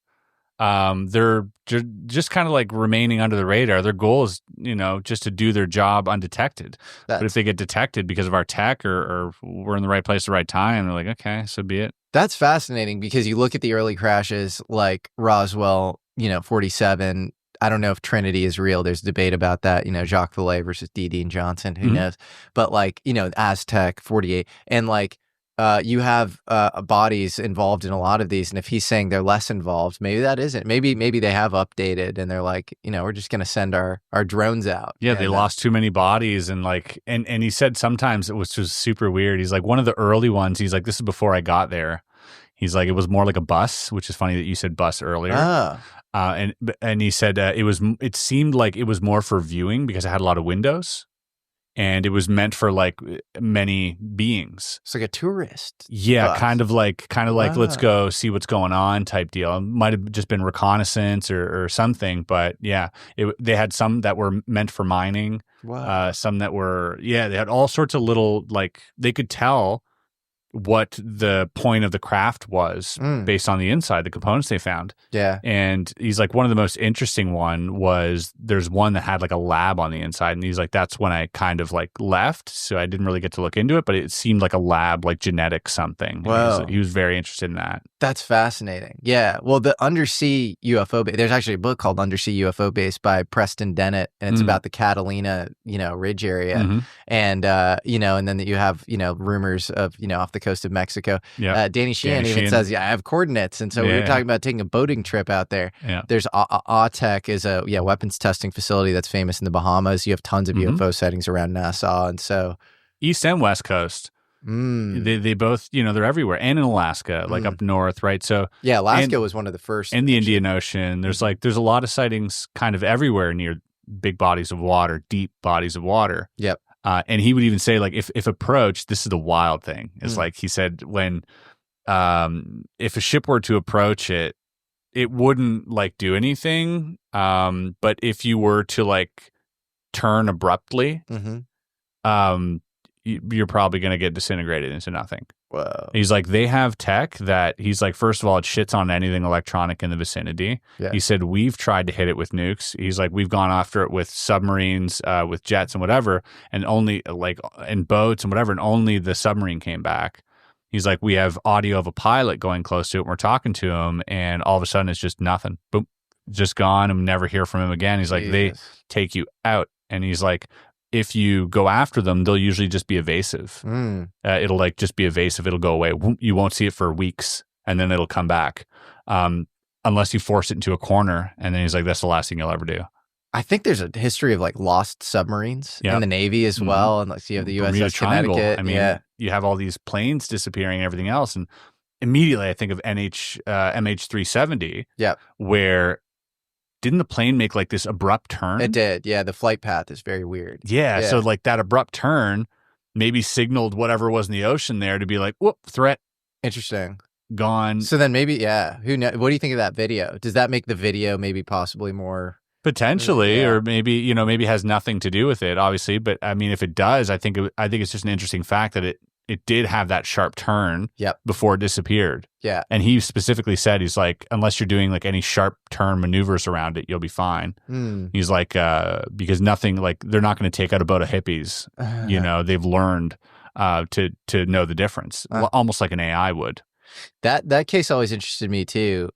Because, I'm not saying that I have no idea if the video is real, but there's, I think there were these guys working at Freescale superconductors, like on board the plane. So that might point towards like this like interesting 3-body problem thing where it's like certain scientists are like extremely valuable to them. I don't know. Yeah. Interesting. That could, I mean, it's a sensitive one.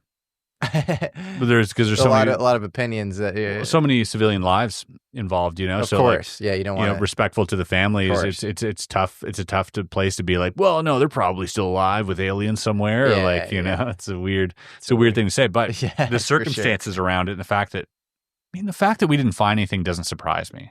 Yeah. Have you ever seen how big the oceans are? Of course, it's insane. Planes get lost all the time. Yeah, you can't find. You can even or not all the time, but like. You have a hard time finding a plane crashing in like the Siberian forest, let alone a body of water, which is completely undetectable, like if it goes under. Totally. So, but it is, I don't know. It's also weird. CNN covered that one for 3 or 4 months. There's a phone call thing too. What was the phone? Oh, the prank phone call. Or no, what are you talking about? Phone calls afterwards where like they would call and the phones would still ring and then they would hang up. No way. Yeah. They would call the people. Yeah, the family members would call them, and then it stopped working after a while. And some people said, "Oh, that happens if your phone dies," or like there was like a. No, that doesn't happen if your phone's underwater. Like what or what? Yeah. I've never heard that. Yeah, so the families would call and it would ring, and then it would just like hang up after instead of like going straight to voicemail. What? Yeah. That's fascinating. I didn't know that. Yeah. That's another. Yeah, they were all panicking because that's what you do. You try to call, so they would nonstop call. And it would get through, and it would ring a few times, and then eventually it'd stop doing that. But it'd pick up. I'm not sure it would pick up. I think it would just ring. Still weird. Still weird. Yeah. The phone is. That's what gave them hope. They were like, oh, right. Mm-hmm. Oh wow. Yeah, I don't know, man. It's a bizarre one for sure. Yeah, and seeing those videos, the multiple videos, and that was. What was the big debunk there? They said that one frame matched exactly this frame from a video game, right? One of the flash frames. One of the flash around the craft. Yep. Mick West said, was Mick West, famous UFO debunker, says that it matched, some other frame from maybe a video game. Yeah, I think Corridor Crew did a video on that as well, and they said the same thing. But then, like, Ashton Forbes or whatever, the main kind of proponent of this MH370 sort of mystery. He believes in that, eh? Oh yeah, he definitely does. He came back and was like, of course they look similar, but they're not. It's not an exact match. He's like, I don't know. It's impossible to say. And there are people who are like, you can't talk about this. It's going to ruin your reputation. I'm like, I don't know anything. I'm just saying I don't know. What do you? Yeah, and who's gonna what reputation are we talking about here? The one that says that I believe in aliens, like, do you know? Yeah. Do you know what I mean? Am I really trying to protect that reputation? Yeah, that reputation, because there's some sort of officially formal credentialed club where you can only this is the platform you have to accept. And this is not, no, it's like we're all kind of in very speculative. Yeah, short grays, tall grays, mantis, that's cool. Reptilians, I don't know, dude. You sound insane right now. Well, that's what's funny about this whole topic is people are like, I believe seeing stuff in the sky that breaks physics as we know it. That's fine. But the thing coming into your bedroom and putting a microchip in you, I don't know, man. That's a bridge too far. And it's like, but how are you accepting that? And then not what is the bridge too far? Mm-hmm. You're saying those have no pilots? Yeah. That's scary too. Yeah. So what are they? Right. Are these sentient crafts? Yeah. No, it creates a cascade of questions that the person's usually not equipped to answer, Yeah. and then usually they want to cut it off at a certain thing. But that cutoff is totally arbitrary. It's not based on like just proper open thinking. Yeah. Not saying that you can't have a similar cascade where you down probability like each next thing, where you say Close Encounter of the Third Kind is maybe slightly lower probability. And I think a lot of these deal with our priors, and maybe there's actually more evidence for Close Encounter of the Third Kind, because the people come back with marks and like and like they deal with this stuff often in the exact same way they deal with any sort of traumatic experience. But anyways, I don't know how you would rank these things probabilistically, but I think it's fair to say, I think, this is, 70% probable. This is 30% probable. I'd rank my own lower probability than the nuclear guys or whatever, and, especially in mass. But do you think that you'll ever be shown a craft? I would love that. That would be a dream. Is that part of the trajectory? I used to think, okay, maybe I'll poke the bear enough that like I'll be able to like see some cool stuff. Yeah, they'll be like, now shut up. They'll be like, shut up, but we'll show you a thing. Yeah. I don't know, man. The more I learn about the legacy program, the more I think it's actually kind of dark orientation towards the entire subject. Like my thing is like ontological truth. Take a shot. Where it's like I just want to understand the architecture of reality. What is this? Like, what's the soup we're swimming in? Like, who are we on like a and is there something higher than this? And then there's like the government is interacting with like a little part of that, like the little tip of the iceberg that you're seeing, and it's doing so often in a way to just create weaponry. And so I think that's kind of a perversion of like, that's not what I like am most interested in. Sure. But do you think if you were to draw a line from the points of your trajectory so far that line leads there? That's a great question. I don't know. I mean, my life's been so unpredictable thus far that it's just hard to say where it goes. And like, if invited to see a craft, I would say yes. I wouldn't say no. If it meant you had to lie about seeing that craft, would you agree? If it meant I had to lie just about seeing that craft, yeah, probably. Not lying, but omitting it or like skirting around it. If it meant having to do anything as far as altering my content or like what I'm putting out, like no. But like, yeah, I omit stuff all the time. I would just say I can't say, or whatever. Maybe I can't say. The hermeneutic around I can't say now is like you're saying that you saw the thing or whatever. Yeah. So So I'd have to figure that out and think about that. But like, if it's think completely harmless from a like the content that I'm putting out's perspective, like I want to see a craft. What about you? How would you answer that? Well, before we get to me, I still want to ask you these questions. Yeah, hit me. Yeah. Do you believe David Grush saw a craft? No, I don't think he's seen a craft. Do you believe Hal Puthoff's seen a craft? That's interesting. Maybe. I don't know, but maybe. Yeah. That guy just he's got his he's brilliant. He's really brilliant, and he's a polymath, and he's kind of this Renaissance man, and he pops up everywhere on this topic in like very deep circle. And he even had like this, I don't know if it was a limited hangout or what, but it was this advanced theoretical physics group with Oki Shannon and John Alexander and all these guys. And like, I have some reason to believe John Alexander was, pretty deep on the inside with this stuff. And so those two interacting for that long, like, and then Puthoff just being as smart as he is on all these different vectors, consciousness, but also, these different models of like, electrodynamics and stuff. Maybe. I don't know. Then do you think that you've ever interviewed someone who you can confidently say has been inside a UFO? Oh, I can confidently say they've been inside of a UFO. Yeah. You've interviewed people who said they've been inside via abduction. Yeah, sure, like Mario Woods. Sure, or Whitley. Or Whitley, Let's take those encounters away. In a government context, Correct. you have a craft, you open the hatch, and you walk in as like a government employee or like aerospace employee. Without naming this person, do you think, yes or no, that you've spoken to someone who is possibly or has probably been in one of these crafts? That's such a good question. I don't think so. Mm-hmm. Maybe. Okay. Yeah. I just thought of somebody who maybe. Okay. Yeah. Yeah. That's interesting. Yeah.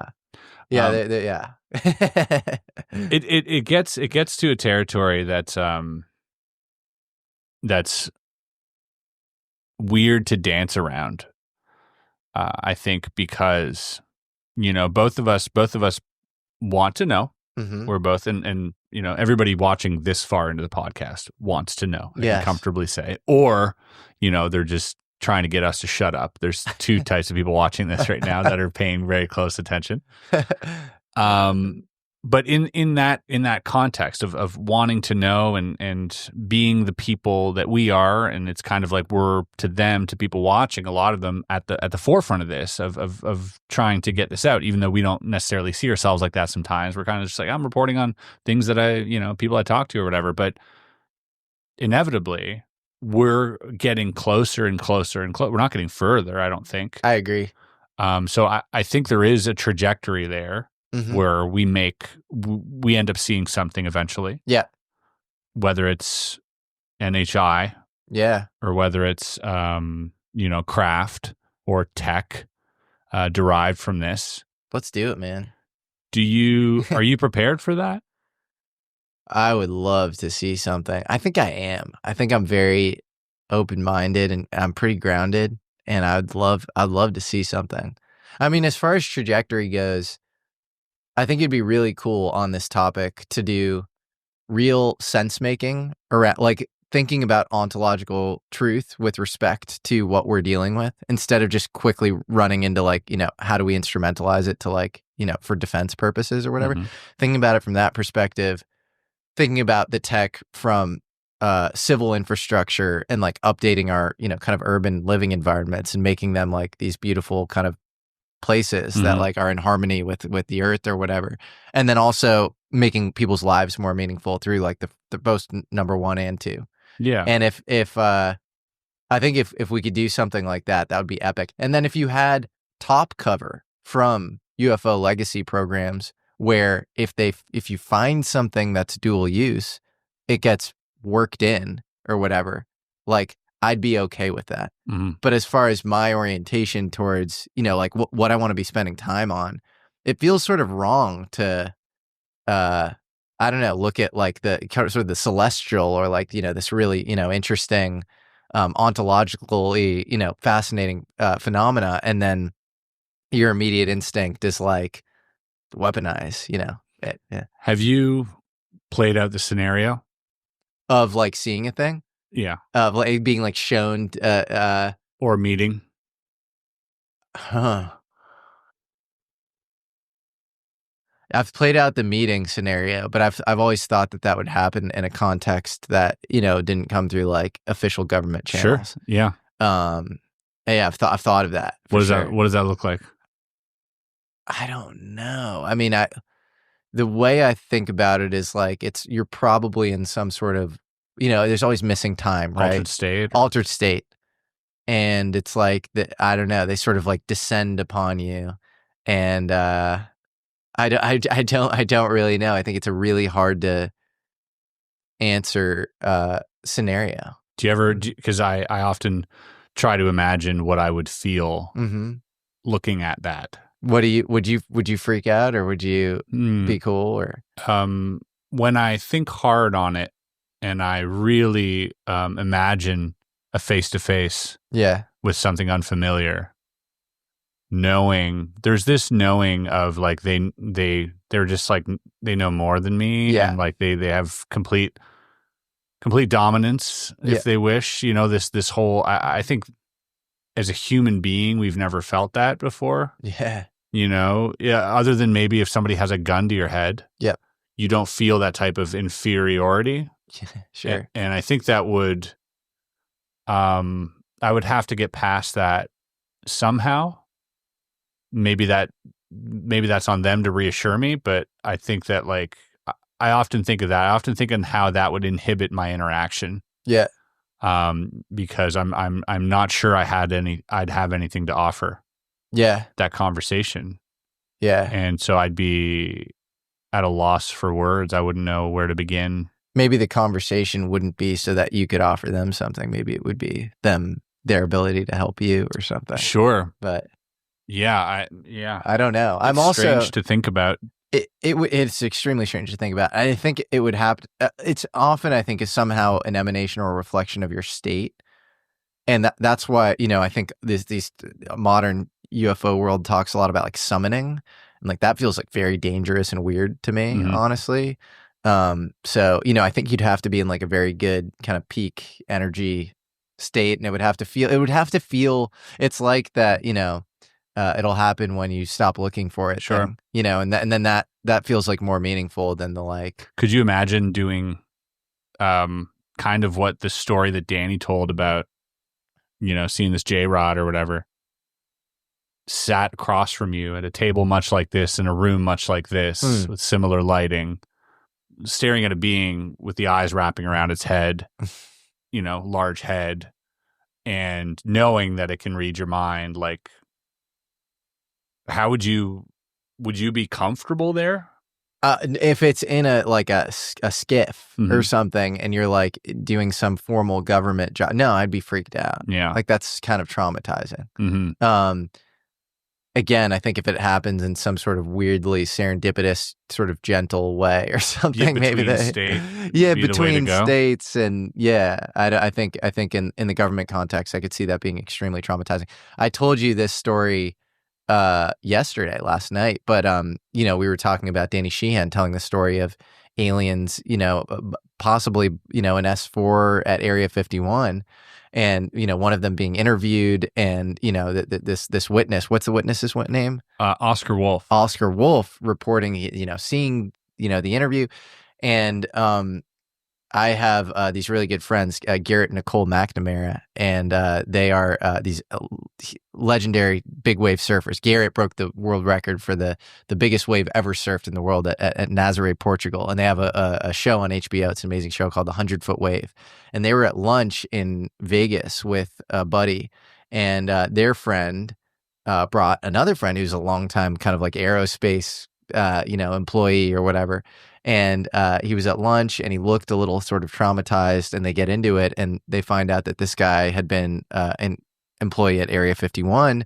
And I think they're joking about, because they just know the lore. They're like, so like, have you seen any aliens? And he kind of goes white in the face.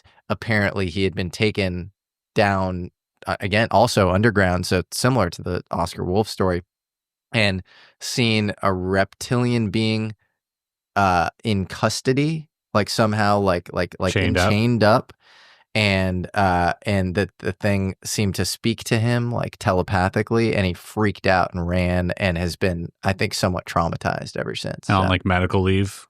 I think on medical leave. Yeah. I don't know the exact I don't want to get it wrong, but yeah. And I know them very well.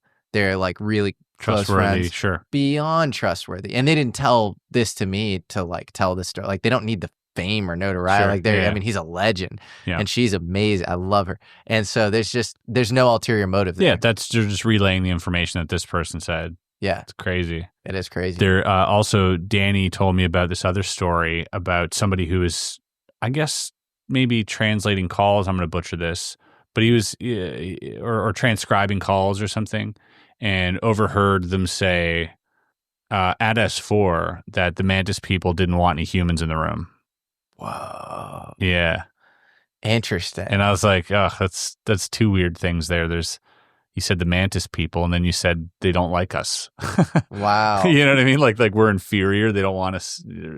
Well, the other interesting possible spin on this is like, you have Harold Malmgren, who was, presidential advisor to JFK, LBJ, Nixon, and Ford, saying that he was briefed on other world technologies by Richard Bissell, who we know is the deputy director of the CIA and founded Area 51.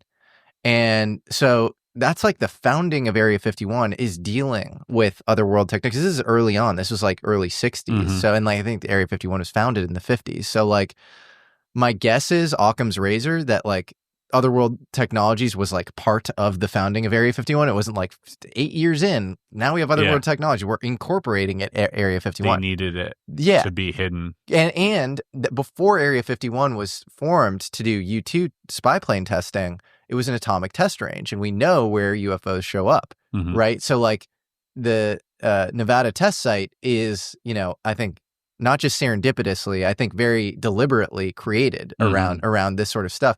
And then you have to ask the ontological question, like, is there a maybe space program or, you know, aerospace program where the aliens are working with the humans side by side?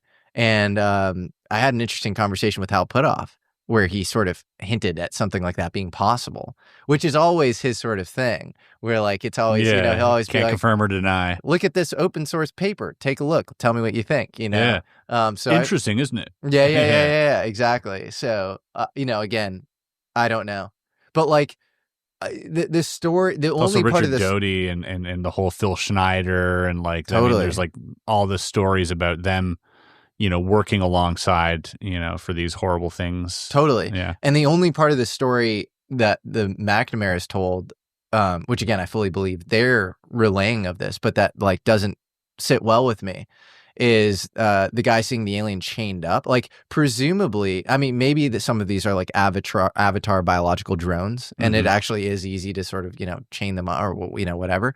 But to the extent that we've had any real alien interaction, you know, maybe you'd partner with them. You wouldn't like, you know, take them into custody or whatever. Yeah. I mean, unless, you know, maybe that one misbehaved or they had some type of strife or, you know what I mean? Like there are those stories. Sure. Where, you know, you were not allowed, was it Phil Schneider said you weren't allowed to bring a gun into like this certain level, whatever it was. There was like these, I don't know how many levels underground, but like in the lower ones, the ETs there did not want you to bring a gun in there. Wow. And then one of like the lower level guys, he was there and he had a gun on him because he forgot or whatever, and like stressed them out, and like it stressed him out, but he saw them like sort of like get stressed out. So he pulled his gun out and it was like, they killed a bunch of people. And it was like this whole thing. But like, you know, we say this just because it makes for interesting conversation, but at no point am I sold on any of these things. But much like you said near the beginning of the interview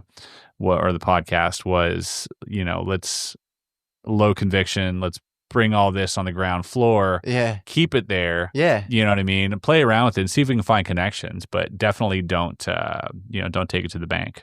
Totally. I think to make progress in this field, you have to presume a baseline of like the thing probably exists, and like, you know, make a few baseline assumptions and then speculate. And you have to be fully aware that like the whole thing might collapse at a certain point because you might have taken like the wrong branch. But I think to make progress, you have to sort of suspend certain disbelief. You have to say, okay, past a certain amount of probability, let's know that it's still probabilistic, but let's take it as a prior in our further speculation. Yeah. Occam's razor doesn't really apply to the UFO landscape. No. When you're looking for, you know, new information. Absolutely. But I think the fringe is where the sort of future comes from. Yeah. And so it's systematically sort of, you know, panning for gold, and the weird shit is like, that's where the good stuff comes. Yeah. And I found out, like, even hanging with you like yesterday and today, that your drive and your passion for 0 point energy, gravitational, more on the gravitational stuff, the manipulation of gravity and what the effects of that are on time and whatever. Like, that's your interest. And I found it that like my equal interest lies in the stories of these beings. Yeah. And I'm just like completely obsessed with them. I have all these books with like these where they meet these beings, and I'm so interested as much as you're interested. And it just made me so happy that we share common interests. Yeah. That aren't identical, but that are complementary. Totally. Which is really cool. I think it's awesome, man. And like, I think, you have the invisible college, right? It's just actually this Robert Boyle term harkening back to 16th century, like the pre-Enlightenment. And I take it now in the modern context, in the Jacques Vallée context, almost to mean people who are called to this stuff from some, I don't know, primordial, this just feels like it's part of the, my life's mission or whatever. Yeah. And I love the fact that everybody's pulled to different aspects to it. You're pulled to getting to know the culture of, the beings themselves. You have, UAP Gerb, who's as good as anybody I know when it comes to tracking legacy program activities. And then, I try to sort of sense make on, figure out what's going on. But I also have very deep interest in the gravity and time stuff. Yeah, the theoretics of it. You're just so. I love hearing your brain. When it comes to this stuff, especially when you get a new piece of information. You can see. I hear you sometimes. When you hear a new piece of information, you might not get this because he maybe edits this out of his own videos, but you go, yeah, yeah, and no one's saying anything, and that's just you making connections in your head, and you're like, yeah, yep, yeah, and you can you're externalizing these actual connections, these these neurons that are clicking together in your brain. It's fascinating to see, and it's wonderful. So funny. I'd probably be doing that the entire time and not even speaking if I didn't have a podcast. Yeah, but then you have to and the thing I sometimes struggle with is you have to have this canon in your head of these different events. And sometimes I'm I don't even care about the specifics of a single event. I care about how they kind of corroborate or comport with each other, and how you can build a working model. And then sometimes I'm I'll do a podcast and I'm I got to study up on these cases. And I'm the details are obviously they're extremely important to get right at a certain point. And then just to make the connections or whatever for me. Yeah. And then I think there are great, it's encyclopedias of the actual stories themselves. And that has tremendous value too. But that's funny that you said. Yeah, I like that. I can see you in real time making amazing connections. It's fun to see. It's fun to watch your brain function. Well, I hope they're real connections, and I hope we make some real progress. I think we are. I think we're slow and steady. Yeah, and we have some interesting projects on the horizon. Oh yeah, which we got a call after this to hop on a meeting. Dude, I'm so psyched for that. And that's not only we're both interested in this particular story, but I think it shows our different skill sets too, because you're just so much better at the production, movie making aspect of all of this than I am. And then, I think I can add some deep research chops and stuff. Definitely. And it's going to be great. Definitely. And this will be, you've told me as well, you've confided that YouTube for you is, a means to getting to the truth, right? You use YouTube as that for you to give yourself an audience, that it allows you to have these conversations with other people so you can get closer to the truth. Totally. And I don't know, I just think it's really cool what it is you're doing and your path, and how much love and actual genuine curiosity, human curiosity that you have. And you represent a lot of people. You represent a lot of people who are curious. And that's, I think, why people gravitate towards your content, because they recognize their own curiosity through your absolute amazing breadth of knowledge as well.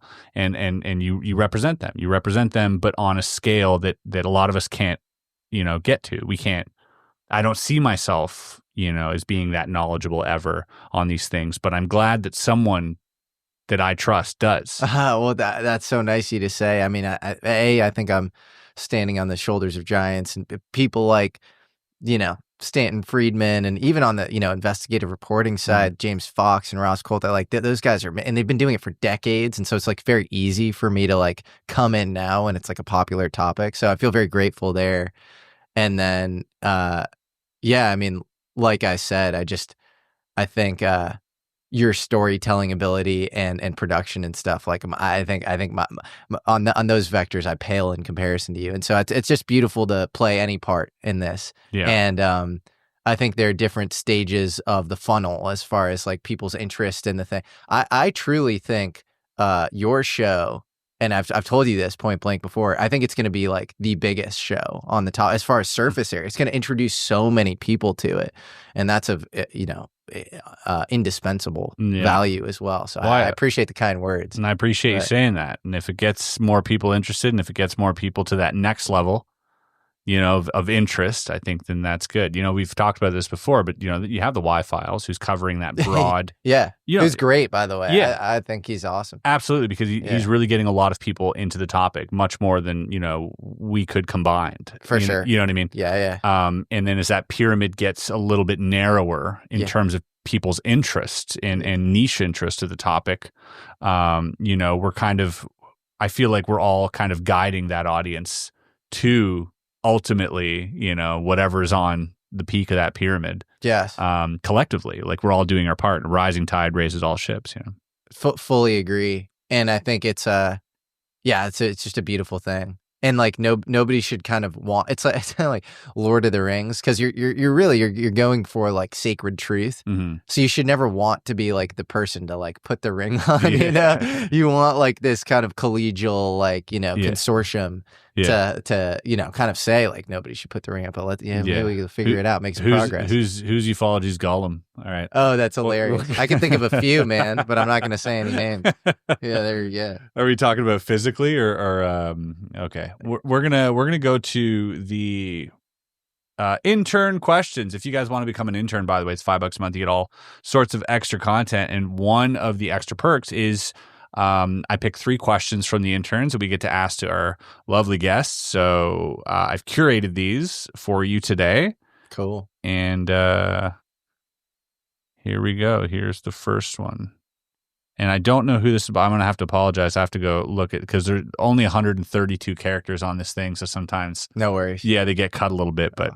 All good. So I'll read it behind you. I had to. Yep, I have to turn on that camera. Okay. Mm-hmm. This is an intense question. Yeah.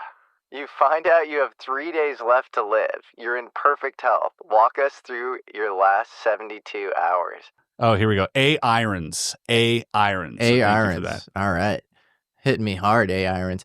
I don't know. I think spend it with my family for sure. Like I just be with the people I'm closest with. And then I try to get my friends to come and just hang out and reminisce. I mean, I don't know what else. I mean, the most important thing in life is like your relationships, I think. So that's, I think, what I would do. And that sounds kind of lame, but like, I probably wouldn't be like working out. Yeah. And then I wouldn't do some like, Hail Mary, like go to Japan and hike Mount Fuji or go roller coaster. That feels like nihilistic. I think it's like just, be with the people you love the most. Yep.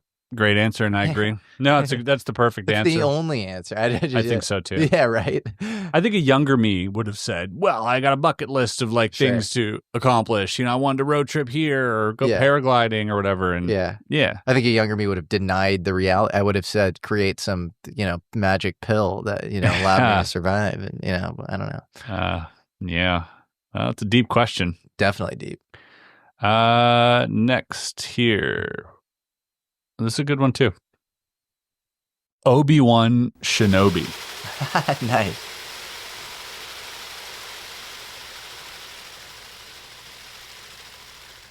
From everyone you've ever interviewed, who shook your epistemology the most and how/why?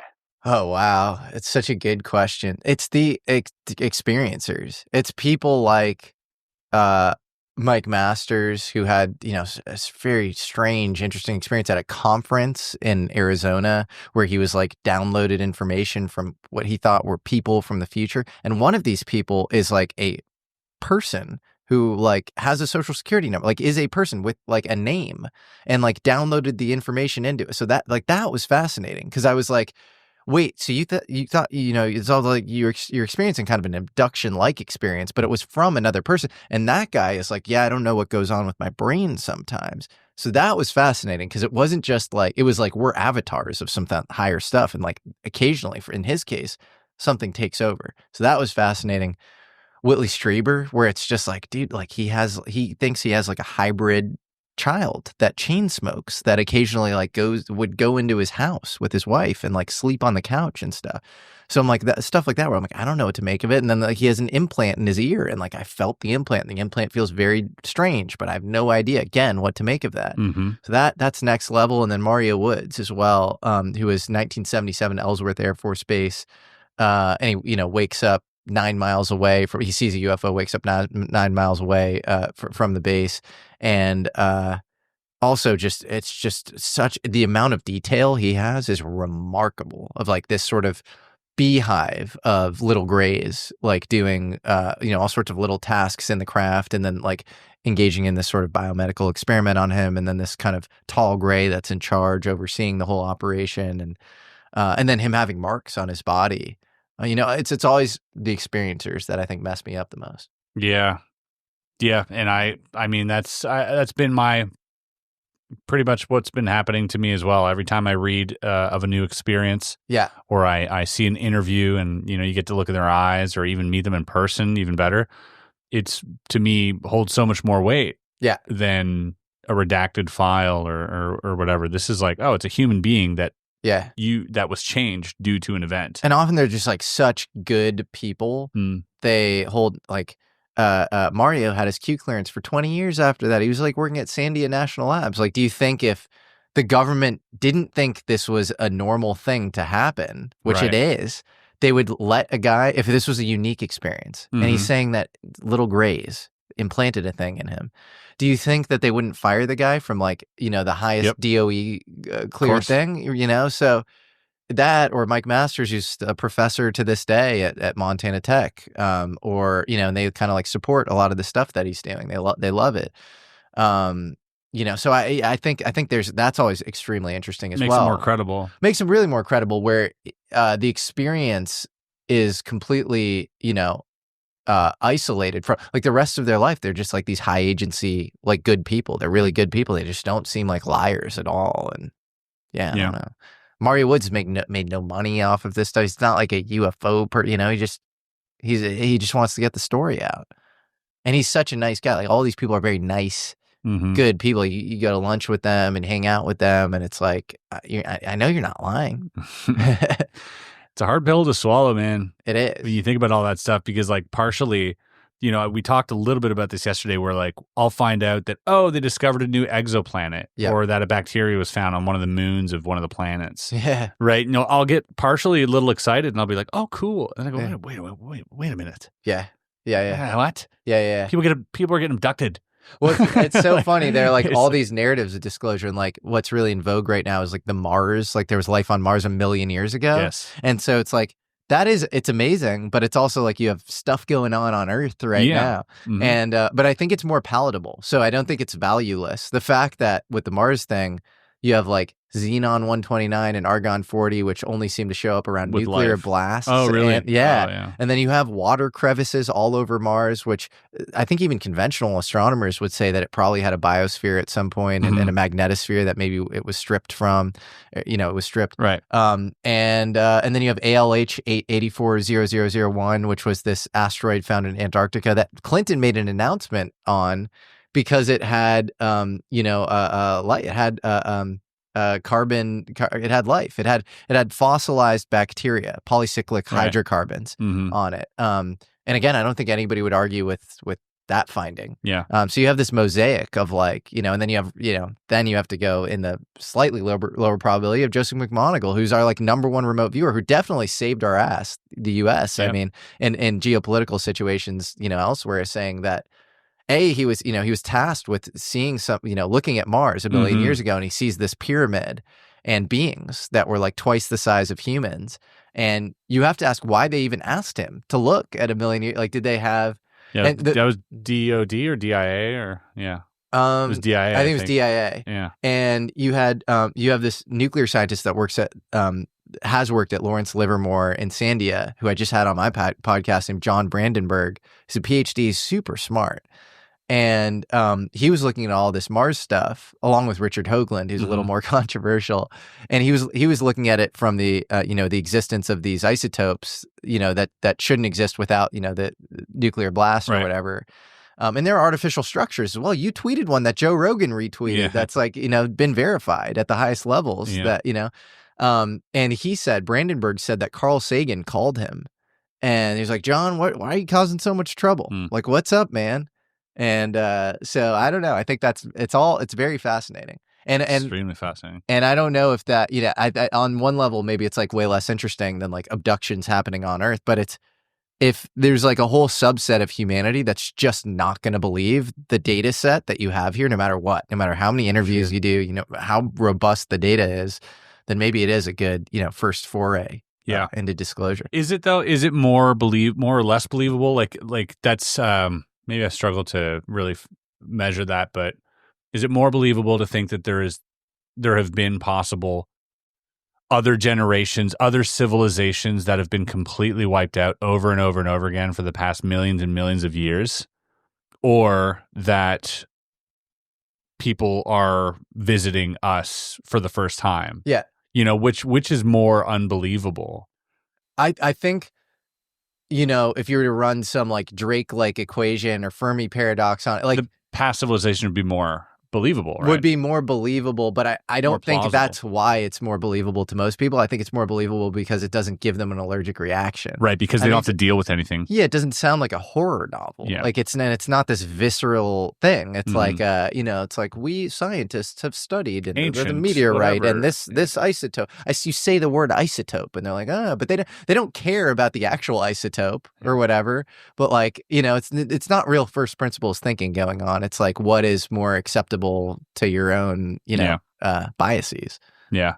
It's, the closer you look, the more evidence we find anyways of something, right? We're not finding less evidence of something. Yeah. That's also just like a constant here. That's true. Like no matter where you look, whether you're looking here in the oceans, in the ground, in the mountains, or in space, in low orbit, in out of orbit, on other planets, on our moon, outside of our galaxy, coming into the, whatever, we're not seeing less evidence. Yeah, I agree. And it's accelerating. And I would bet a lot of money that in our life, our understanding of humanity and its place in the cosmos is going to fundamentally shift. Yeah, I think so too. And I bet Mick West 3 years ago, I think it was like $10,000, or I tried to bet him $10,000, and then he wanted to make it 1,000, which I should get the best odds in the world on this particular bet. Which I was saying, if he really believes what he's selling, skin in the game. That's all that matters. Seriously, dude? That's all that matters. What the hell? I know. And I said, we'd get like let's make it $100,000. Evidence of non-human intelligence. Yeah, right. Non-human intelligence propulsed, craft, and we made it like, it would be like 80% polling of like general society, including academia or whatever, as like the mark, because it's really impossible to like. Yeah. So I think it's an insane bet for me to make it 1-to-1 odds 3 years ago. Insane. This is before Grush came out. Before Grush, yeah. And I did know Grush at the time, so maybe that's insider betting. Yeah, right. Did you text him after Grush came out? Were you like, hey, Nick? I did. Hey, how's it looking now? Yeah, we're closer to 50-50? What's going on? Even then, the odds are sliding from like a bajillion to 1 against me to like, like maybe I had some asymmetric knowledge to like, 1,000,000 to 1. No, it's still insane odds. So yeah, I don't know. It's surprising though that Mick wouldn't take a 10K bet like that. No, it's absurd. Yeah, right. Put your money where your mouth is.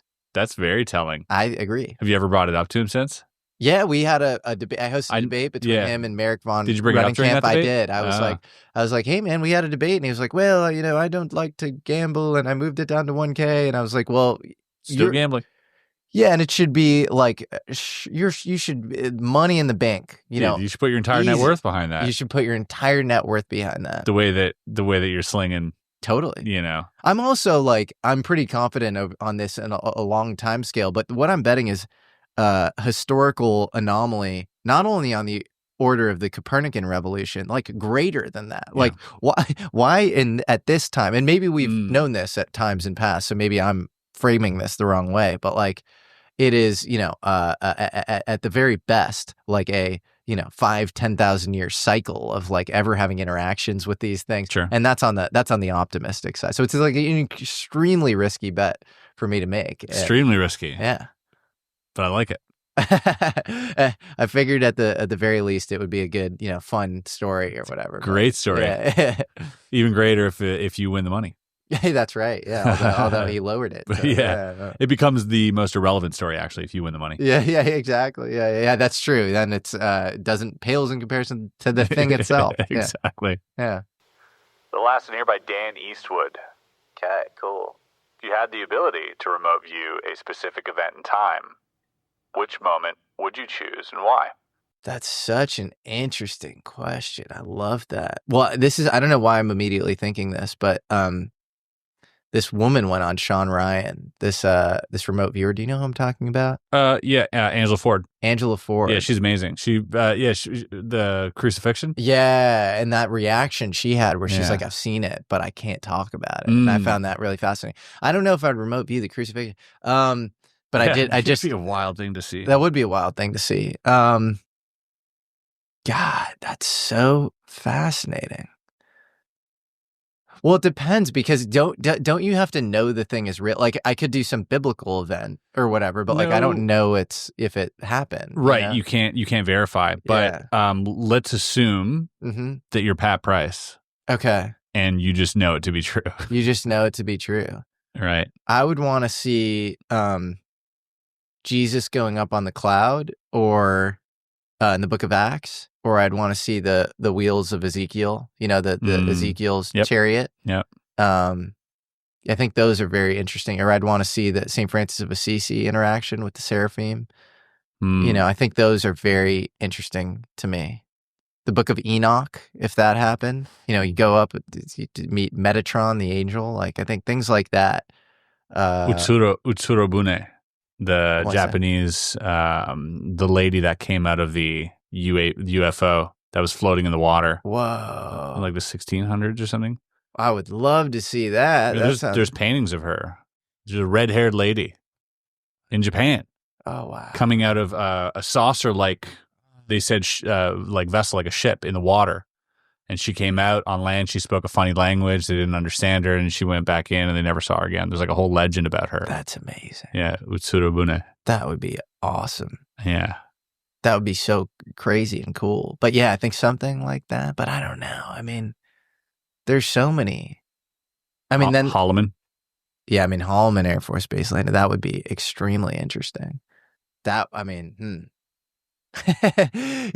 if you had a chronovisor to like actually watch something. Yeah. You know what I mean? Like or, if you had or like the a machine. the treaty between the rumored Eisenhower treaty 54 where he says he has a dental appointment in Palm Springs. The Griata Treaty or whatever. Yeah, like so I don't know, there's so many interesting ones, but I would go the more mystical religious route, I think. Yeah, the Buddha. What about you? How would you answer that?